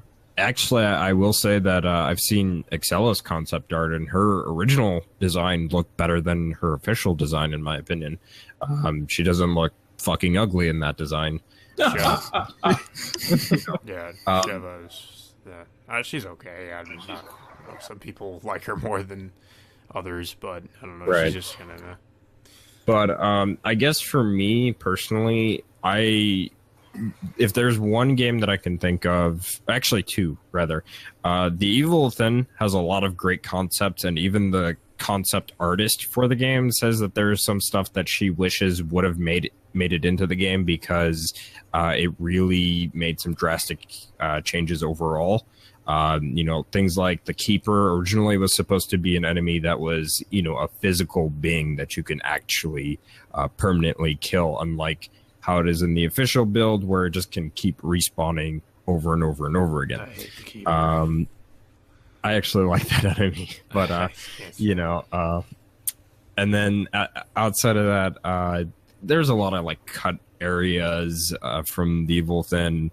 It also, from what I've seen at least, it kind of, I guess they were implying that you were going to be able to travel for very long distances and whatnot, and I would have liked to have seen that just to kind of see like various different locations that are just really messed up and dark and grotesque looking. But the other game that I wish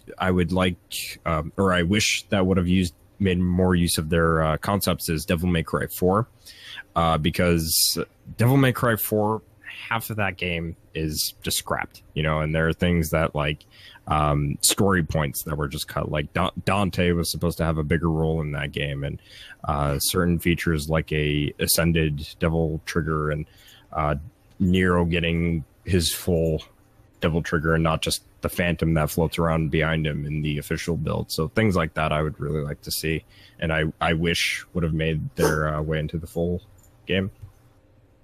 I think I have one actually, the more dynamic enemy AI in The Last of Us, because there was that one trailer they showed where the enemies were a lot more smarter than they were in the main game. They actually coordinated attacks. They don't do that in the main game. It's just, oh shit, there he is, let's shoot him. And then if you hide for like a few seconds or whatever, they just go back to their original patrol. So I think that them being a lot more alert would have made that game a lot more tense in terms of fighting the humans. But that's the only one I have for now. I guess maybe some cut concepts from Metal Gear Solid 5, like Chapter 3. Everyone's asking for it. I don't know why they didn't do it, considering what was on the bonus DVD. But yeah, that made so much sense when I saw that video, and it was like, why didn't they put this in a game? It's like it connects the tissue of MGS1 to that particular storyline, and it would have made it a lot more better. Yeah, and I mean, outside of that, there's also some gameplay things that they cut out. Like originally, there were supposed to be guard dog patrols, so that would have given out your position a lot easier, or you would be caught a lot easier if you ran into some troops that had like a guard dog that would basically sniff out your location, things like that. Like those were in MGS3 as well, from what I remember. So yeah, there's like no animals in that game as well. I think also they would have put more wildlife, like MGS3. It would have been a little bit more better, because I remember you could do crazy shit like throw cobras on guards and whatever and poison them. Maybe that's a game we can do a cutting room floor episode on. MGS3 or no, MGS5? Five. There's a lot okay, to talk totally. about with that one. Totally. And I wanted to add on to something you said. I know it's diverging, but apparently they do want to do sequels for The Evil Within and Rage Bethesda. They made a press announcement saying that both of them sold well enough to warrant sequels. So what do you think about that? It's been years since I heard anything about Rage. I would be open to The Evil Within 2 because I think that there's a lot of potential for the game to a sequel to improve on the flaws that the first one had. The DLC for The Evil Within did kind of improve some things here and there, but I think a fully fledged sequel where they have, like say 2 years, 3 years of development time, and they can kind of come up with like different concepts and go back to some of the concepts that didn't make it into the original game would give it that time to kind of improve overall. Yeah, I'll just make something with a coherent plot. Make something that's actually kind of scary. And improve the aiming because I mean I liked Evil Within, but it did have its problems, and the aiming was one of them. It felt very jittery, in my opinion. Yeah, Yeah. and get rid of some of those cheap enemies that have the fucking hands come out of the ground or whatever the fuck. Later on, there's also Oh enemies yeah, that- Ruvik Jr. Yeah. Yeah, it's just I don't know. That I did like some things about the game, but overall I was a little bit pretty disappointed with it. I fucking love the atmosphere. I think it was pretty great the way it it was looked. great. Atmosphere. I overall I thought that game was great despite it having flaws. And I think personally I think that the sequel, if ever made, would be a better game. But hope so. only time would tell. But yeah, Rage is a little bit weird though. I didn't think they were gonna do anything with Rage. I never played Rage, so I have no opinion on it. Basically, it's like a more gritty and serious kind of Borderlands, I guess, is the best way to describe it, because most of it takes place in a desert region, and like it's just you just basically go around and do quests or just missions for people and different factions. It's I don't know why I even finished that game, because it gets repetitive after a while. Shooting is fun, but it's just basically just think of something like Borderlands, but not like Pretty quirky much or just funny or describe anything. Borderlands. I don't know why, but it reminds me of Mad Max. Despite all my rage. Yeah, it is a little Also- bit like Mad Max in terms of its setting. Also, what were you saying, Smoke? I was just commenting on his description. It sounded pretty much like Borderlands. The way he described it, I was like, yeah, he pretty much described Borderlands except gritty without the cell shading, I'm assuming. I never played Rage, so Me neither, yeah. Well, hopefully a sequel is a lot more streamlined, in my opinion. Maybe I'll get my hands on it. Yeah. Yeah, I mean, like, I just didn't think that game really got a lot of attention, so it's sort of weird to hear that they're actually going to be doing a sequel. But I guess I shouldn't be too surprised. Mm. I heard it got canceled Oh, it so did. they can make Doom or something. Well, years ago, I heard they canceled it. Yeah, so they now can they're make Doom or something. now they're sort of bringing it back. So I mean, Hopefully it doesn't just, end up being vaporware. I hope. So I guess It'll we be could. like Prey. I hope you like Prey. So I guess we can Oh, move yeah, on Prey to 2. Like, since I already read. I guess we can move on to another question in the document. So Right. who wants to I read suggested off? that we finish the niche questions, so if somebody wants to read off one of those, because we only have two more. Niche. All right, I guess we'll do number 4. Zod the Immortal has been confirmed as a playable character in the new Berserk game. What's notable about his gameplay style is that apparently he can switch between his forms. Are you excited to play Zod in the upcoming Berserk game? Yes. All right. I think that's going to be interesting to see gameplay wise how you can switch between two forms, because I actually thought that was just going to be like one of the Musou attacks that you can do, where he would just switch when he's when you do that specific attack. But it's going to be interesting to see that as an option. Other than that, I'm interested in trying the character out. It's not in the document, but there was also some gameplay of Griffith recently, and in that gameplay, you can kind of get an idea of how that character plays, and you can also kind of see like some of the things that the engine kind of allows. Like there's blood splatter, and it kind of gets all over the characters' faces and armor. So I thought that was kind of cool. Are you talking about Berserk? Yes. Zod is in. Am I Yep. for that? Zod from Injustice. No. I will find him. That's good. All right. What about you, Ren? I know you're a bit of a Berserk fan yourself. I am, but I haven't. I need to see it. In my opinion, to see how it works. I do think that is interesting that he can change forms. And I've seen some gameplay of the recent trailer where they showed off what appears to be Guts and Rage mode. I think that's going to be pretty cool. Well, did you see the one with Griffith? No, I did not. I can DM it to you later. Okay, cool. But it's looking pretty nice so far. I definitely might get the game. I think doesn't it come out in Japan first? I just might import that shit if they have I subtitles. think it's coming out in Japan first in September, but it's also coming out the same year in the West. It might have the same release date. The PC version at least might have the same release date as the Japanese one, though. So Okay, that is good. I definitely am liking what I'm seeing, so I'll check it out eventually when it comes out. So, anyone else have any opinions on this, or can we move on? Yeah, haven't seen Berserk, so I can't say. Damn, Chaos, you are missing out. Man, you scrub. You're lacking behind, man. All right, I guess we can answer the last niche questions. Capcom basically revealed Project Palm to be a mobile game. How do you feel after learning this information? Yeah, fuck you. Just make Monster Hunter. That's what you want to do for real. Just make Monster Hunter. Catering to the casuals. wait, are we talking about which one are we talking about? Project Palm. Remember when... Oh yeah, fuck that. I Yeah. was so excited, and then when I found out that it was a fucking mobile game, I was so disappointed. Especially when I saw Atsuno make a post about that. I would pretty much guess it would be just by the name, Project Palm.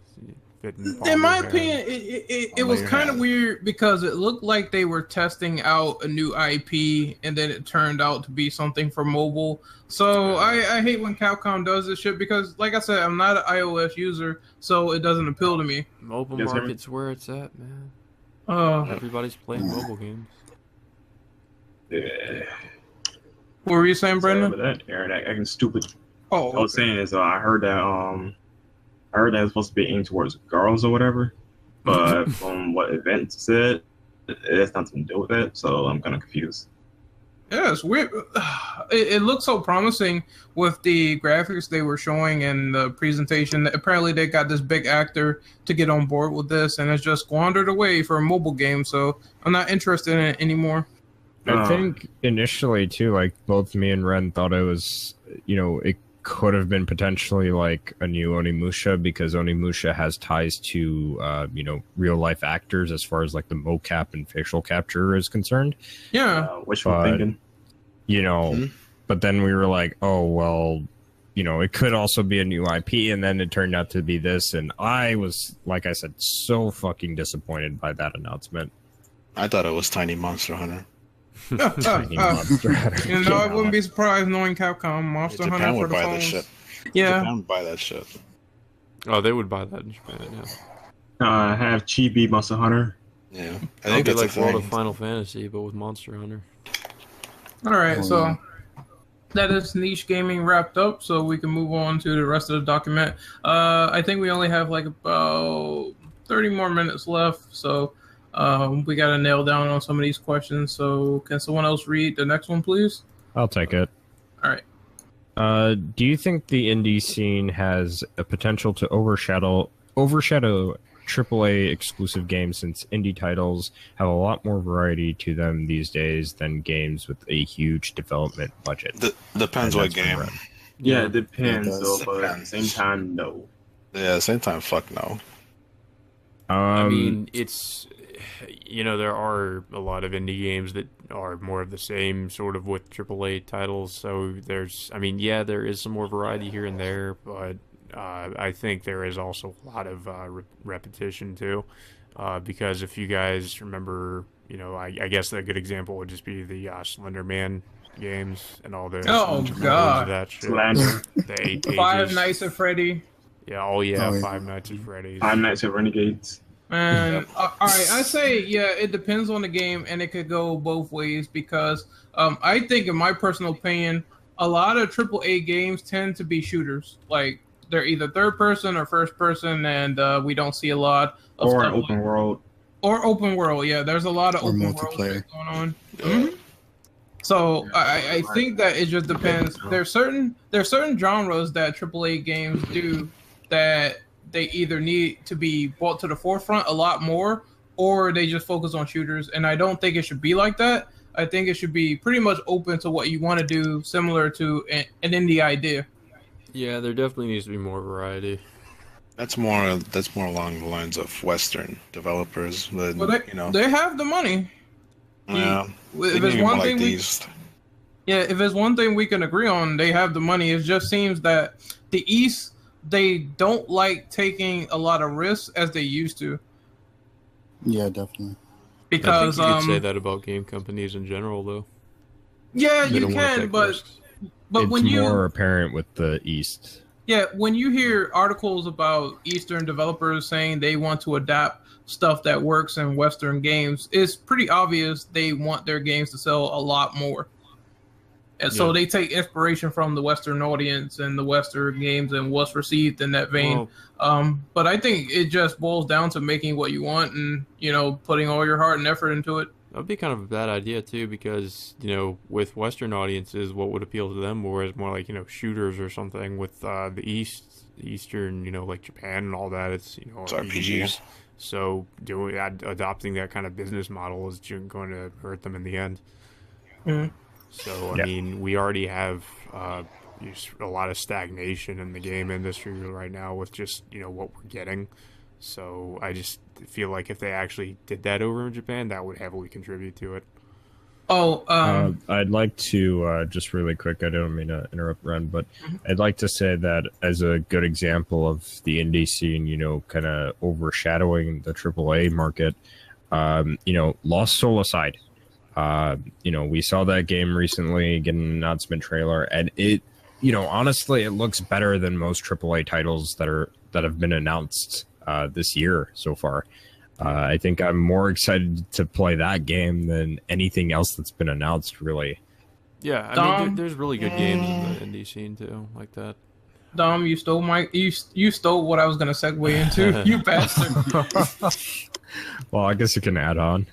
Yeah, it's Lost Soul Aside is freaking fantastic. It's something that looks like Chaos Legion, but a mix of Devil May Cry. Yeah. It looks fucking I need to fantastic. see more to say shit like that. Yeah, I mean, with that, just from the trailer alone, that's how it looks. I'm not sure gameplay wise. Obviously, like I said before, I said this in my first impressions. I need to see like a demo of it before I get full judgment on it. But obviously, from how it looks, it's amazing how one fucking person did all that. And with that being said, though, like I kind of want to sort of go back to what I was saying before. I mean, like I said, there's a lot of repetition in the games, indie game scene too, but there's also a lot of games that have a lot of really interesting ideas, there's psychological horror stuff like Yume Nikki. I don't know if you guys have heard of that one. It was like an RPG Maker game. They've got like a lot of really fucking trippy stuff in there, and it's there's a lot of really crazy, interesting ideas in that game. Just in terms of the psychological horror. And I think that's a good example of the originality that we can see in some of the indie titles. But I just think that if they were given like a AAA budget, they really would have a lot of creative freedom with what they can do. So I just think stuff like that is a really good example of what people can accomplish if they are if they're an indie game developer. They have all these ideas they want to implement, but they find a way to implement all these ideas. Yeah, I just think there's a lot of really interesting games in that genre, but there's, like I said, a lot of repetition too. But yeah, that's I had the same opinion. I was gonna segue into that, but you kind of like just went with it. So yeah. I agree with that. And then there are some times where indie developers, they do it on the budget they're given. Or they do it without money at all, which is pretty impressive. So I think that is going to have the opportunity to give more people jobs because game developers are seeing that stuff. They're contacting Mr. Bing Yang. They contacted him, and I think they're trying to pick him up at Sony or Epic, and he said he was considering that. So I think more people just might get more jobs because of stuff like that. Right. Yeah. But that's what I think. Anybody else have an opinion? Nope. So I think it's time to move on to the next one. We got like about 10, 20 minutes left. Yeah, we got about looks like about 6 questions, I think. So. I can take one. Go ahead. Okay, so number 4. In more Capcom news, Resident Evil 7's development costs are driven up due to the fact the game is being specifically made for VR support. Given that Capcom isn't doing well financially again, how do you feel about them taking a risk like this? There's a couple bullet points here. Certain things are required in making the game VR compatible, such as graphic needs that are more complex than before. Thus, there was an increase in development investments. Capcom explained this in a Q&A. Another bullet point, we believe we have succeeded in optimizing our development process via fundamental technologies, including our 3D scanning system, lighting and shading, which allowed us to minimize additional costs while achieving high quality development. Do you mind if I go first for this one? So this is kind of what I said with my podcast. So you have, apparently they're losing money, that's obvious, and then they're apparently driving up the cost. But then when you see some of those statements, it's like, okay, are you minimizing the cost or are you driving up the cost? And it's not really clear because we're getting mixed signals here when it comes to that.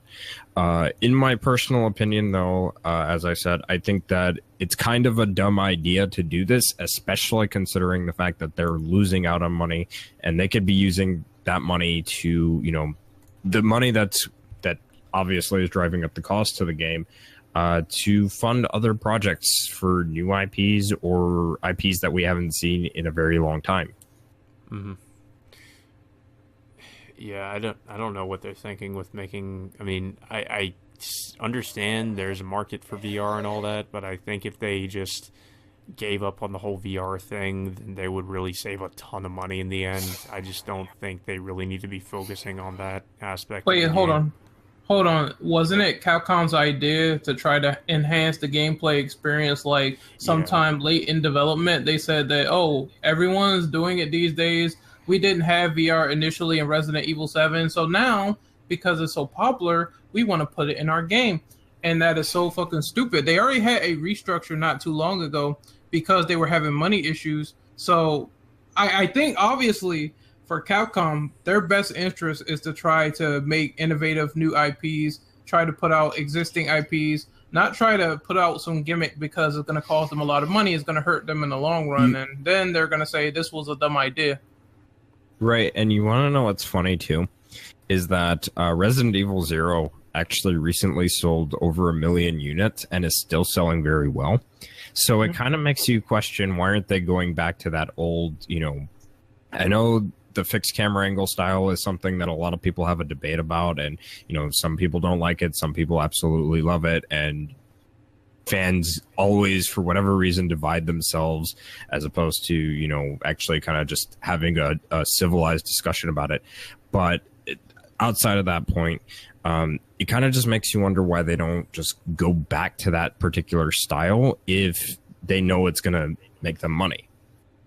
Yeah. I mean, it's kind of self-evident at this point. If you have remasters that play in this particular style and they're making you money, then why not go back to that particular style? Yeah, it's funny because they would say, we're going back to roots, but you're really not. I mean, it's from a first person's perspective. I mean, maybe not. The horror stuff is still there, but it has the horror atmosphere, and you can say they're going back to horror, but it's not going back to roots in the sense that they're not going back to what the series started off as and was consistent with for a number of years. Give me a melee weapon, and we'll be good. Yeah, I think it also goes back to them saying, VR is what's popular right now. I think, Dom brought this up before when he was comparing it to, like, Amnesia, stuff like that. Mm-hmm. I feel like that was their thought process going in with the first-person perspective for the game. It's like, okay, well, these games are popular now, so we need to try to emulate that. Well, they're scary. Yeah. I mean, they can be scary. That's the thing, though, and I think I've mentioned this before, too, and I don't mean to turn this into a Resident Evil discussion, but it's fine to have games like that, but not every game needs to be that. Resident Evil doesn't need to be what everything else is. It needs to be what Resident Evil is. like I wouldn't come up and say like playing Outlast. I wouldn't be like, well, this needs to be exactly like Resident Evil or Silent Hill. No, Outlast can be like Outlast, and Resident Evil should be like Resident Evil. You know, they shouldn't have to copy each other. Maybe they can borrow certain aspects from each other to improve their games overall, but they shouldn't be like each other. Because, and before you go, Ren, because I will say this, it's because sooner or later you're going to notice that everything is going to feel the same. If there's no variety, if games don't have differences between each other, then it's all going to just feel the same. Yeah, it just contributes to that stagnation that's going on. And to cap that off, there was a perfect quote from a YouTuber I like called The Seraphim17, and he said that Resident Evil should be a trendsetter, not a trend follower. So that means that, you know, if you coined the survival horror genre, you should not be following other games in that same vein just because it's popular. You actually started the boom for survival horror. So to see them follow or take certain traits or see things that hike up development costs, it's a little bit baffling. And what's going to happen is Capcom's going to be in the same situation where this cost us a lot of money, so we have to scramble and put out some more remasters and remakes to try to get our profits back, to try to get our bottom line. And it's just stupid. I will also end off on this too. You know, because they're following this trend, this could lead to the game potentially being very mediocre in the sense that, you know, people will feel like it's too similar to the games that it's trying to be like. And, you know, people will probably like it, of course. I don't think it's going to be a bad game per se, but I think it's just going to be looked at as a very subpar game. And it's just going to make people question, why did they even bother going with this route?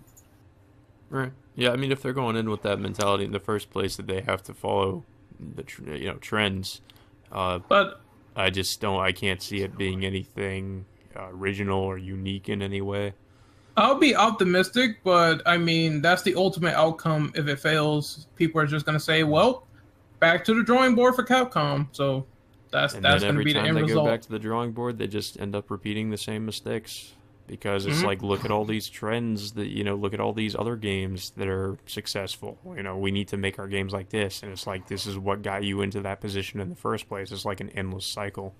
All I'm going to say, it was fucking hilarious when they said they wanted to capture the Call of Duty crowd with Resident Evil 6. That shit was funny to me. Yeah. That's what messed them up. Yeah, agreed. I'm going to read off. I'm going to read off number 5, and I think that might be our last question for tonight, unless if we still have some more time. That could be our last question. Oh, okay. Okay, cool. Yeah, we're at about 2 hours. Oh, damn. All right, so we'll end off on question number 5. Sega is considering remaking and remastering Yakuza's 2, 3, 4, and 5 for the PS4, given that the first Yakuza game had a remake known as Yakuza Kiwami. Do you think that it'll be likely that we can see some of these games make their way to the PS4 in higher resolution, if not fully remade? Do you think Sega will also consider localization? I don't know about the localization, but I think the remakes are likely, and the ports are likely. Especially given that Yakuza 1 and 2 had HD remasters for PS3 and Wii U in Japan, but as mentioned earlier, the first game did get a fully fledged remake. Yeah. Isn't Zero coming over to the West, though? Zero's coming in early 2017. I think because also considering, I'm pretty sure a lot of people downloaded Yakuza 6 when they found out it was free. On you mean 5? 5. 6 isn't even out yet. Sorry. But yeah, a lot of people probably downloaded that game. I'm pretty sure, because it is a niche series, but it has a really dedicated fan base. So I'm pretty sure if they brought Zero over here and they see how well it sells, and if they end up doing a remake or, remaster, I know they are doing a remake of they did a remake of the first game, excuse me. It'll, hopefully send the message that people do want this to come over. If you do bring it over, it will sell. The only thing that I will say, though, is that I would like to see the HD collection get localized so that way people can have a chance to play the original Yakuza and the original Yakuza 2. Not that I wouldn't mind playing the remake for 2, if that ever came out and if it got localized, but I would like to play the original before playing the remake. Right. I kind of, I haven't gotten too much into this series yet, but it's one of those games you really want to start from the beginning with. You want to go from 1 and then onwards. That sucks because I didn't do that. I started from 3. Yeah, same. Well, I started with 4. Damn, man, and I played a little bit of 4. I couldn't get Yakuza 1, that's why. Mm-hmm. At least with 0, you can say that because it's the prequel to the entire series, you could start off with that, but gameplay-wise, it would be very jarring to go from 0 to 1. Well, not to mention, it's like you get attached to those characters too, so it would be nice for like if you played the first one all the way through the other games to see them, how they were before everything that happens in the other Yakuza games. Agreed. So I mean, I to me it would be better just to play it from the beginning and not play Yakuza 0, because then I would have, I feel like if I would play it that way, I would have more of an appreciation for to look back at that character and see like how far they've come as a character in comparison to that game. So any that's final it? thoughts? No, just I'm looking forward to playing more Yakuza games. I know it takes them a while to translate and port them over, so obviously there's gonna be some time in the process. What I'm basically gonna do is I'm gonna try to get the ones that I can, and then I'll probably get more to the series that way. There's one series of Yakuza that I really want to see. I think it's a spinoff called Kiwami. No, that's the remake for the original. No. You're It's thinking of Ishin and Kenzen. Kenzen, yes, the samurai one. That looks friggin' fantastic. I would love to play those games, honestly. Yeah. I have Kenzen, but let me tell you, I would love to go through that game and continue, but if you get lost in that game, you will need a guide because it's all in Japanese, so you cannot understand a single word unless if you took some Japanese, then maybe you can understand a little bit, but unless if you are very fluent in that language, you'll be lost. That friggin' sucks. But the game looked fantastic. The gameplay is really fun, though. I will say that. Time to be a wee, Bren. Oh, shut up. I kind of wish they would go the Capcom route with that, and that they would just have like English subtitles or something if they're not going to localize it or something. I don't know, but I definitely agree with Brandon when he said there might be some laziness involved there for them to not do that. So, I mean, most imports don't have that. It's kind of I think it's sort of a rare occasion that a game you import would have English subs. It sounds like only Capcom does it. Yeah. But here's the thing, though. They have Atlas. Atlas is good at translating all the stuff, so get them to do it. They're busy with Persona right now, though. Yeah, but they're also publishing on freaking KOL14, so they're really not that busy. With I know this is kind of diverging a little bit, but with Kenzen and Ishin, Kenzen is only PS3, but maybe they can, since they're interested in porting some of the games over to PS4, maybe that could be one of the games as well. Because I could definitely imagine how good that game would look like if it got a graphical improvement, even if it's very slight. And then, that would just have to get translated if it got ported over. Yakuza Ishin is already on PS4, but it did have a PS3 version, so I don't see why they don't translate it. But maybe we can see something like that too. What about Dead Souls? Either way, Dead Souls is localized. No, I mean like for when I get a PS4 version. Yeah, I think I heard Dead Souls has some technical issues on the PS3. Frame rate issues. Yeah. Yeah, that could get an overhaul in my opinion. But I think for tonight, we're pretty much done. We're like 2 hours in, so yeah. Thanks for Renegade. The last one was 2 hours as well, so it's always like 2 hours. Yeah, 2 hours and 4 minutes blame you. on my end. Yeah. I guess I'll go ahead and do the first outro. My name is Captain Chaos. You can find me at YouTube, Captain Chaos. There's Captain Chaos with space in between them. I mostly do Let's Plays, and I do some reviews, unboxings, all that good stuff. So if you're interested, check me out. You can also find me on Twitter at Captain Chaos. I post a lot of different things, so if you are interested, definitely follow all that. And Ren, do you want to give your plugs? You can find me on Twitter at RenOperative_. You can find me on YouTube at Renegade Operative. You can also find me here at the TCP. I'll be uploading some of the streams, Shenmue and We Happy Few, that will be going up tonight. So look forward to that. And I guess someone else can go on. I'll go on since I'm another one of the hosts. So my name has been Biodevil Dom. So that's Biodevil_Dom. You can find me on Twitter and on YouTube under that name, and then on Twitch as Dom241996. Recently, I've been streaming a lot lately on the TCP Twitch channel, but I do have to make a bit of an announcement here, unless if it's already been made on Twitter. The Shenmue TCP stream Shenmue is going to have to be delayed. My capture card is very picky, and last time, which you're going to notice on part 2 for Shenmue, it cuts out a lot. We just had a lot of tech issues, so that's something that I want to try to take care of. So it's going to be delayed for a little bit. I don't know for how long. I can't give an exact estimate as to how long, but it will be delayed for a little bit. That said, I hope you guys are enjoying those streams, and look forward to that.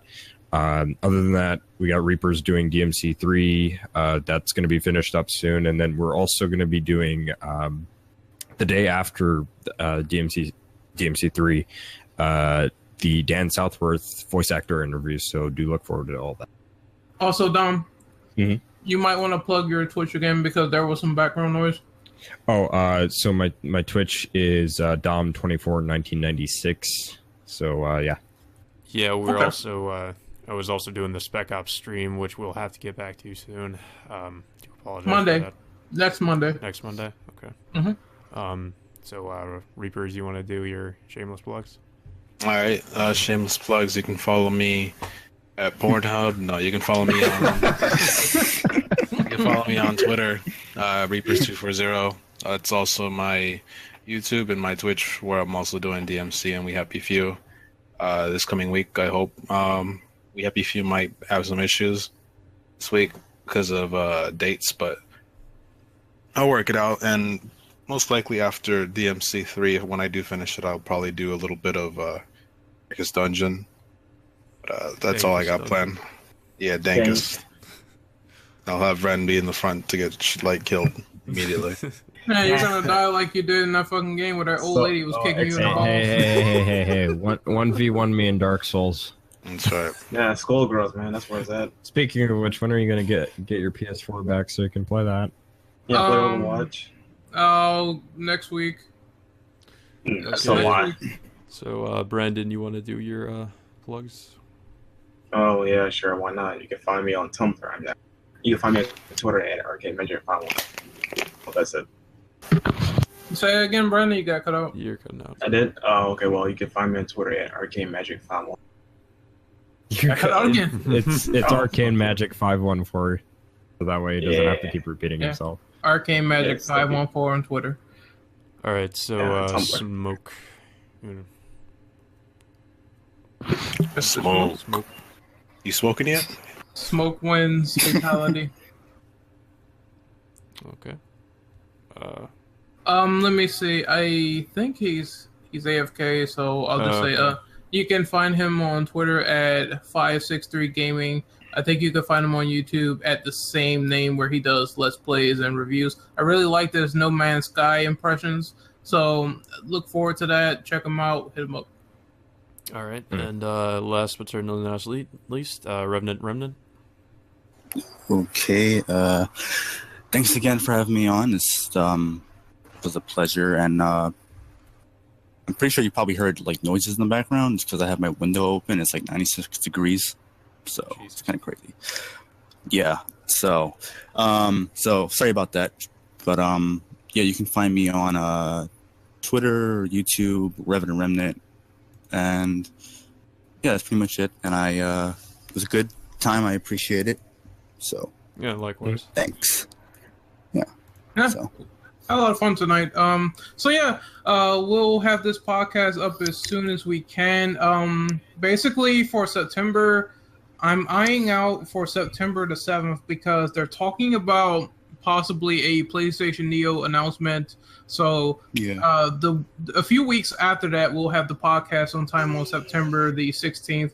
So if they have like a stream or something, we'll just simply talk about it. We'll discuss it, no problem, on that podcast. Are we gonna try to do Gamescom and Tokyo Game Show as well? Since that Gamescom is coming up very soon. I think it's on a Sunday. So if they show anything new, if they're streaming, like I said, people can jump in whenever they want, so we can sort of discuss, talk about things. Same for Tokyo Game Show. I think that's in September too. So if they show some new stuff, we will definitely be talking about it on the next podcast as well as streaming it. So this is the TCP signing off. Hopefully you guys enjoyed. Hopefully you guys had a lot of fun with our antics tonight, and have a good day. See ya. Yeah, Final Fantasy 15, baby.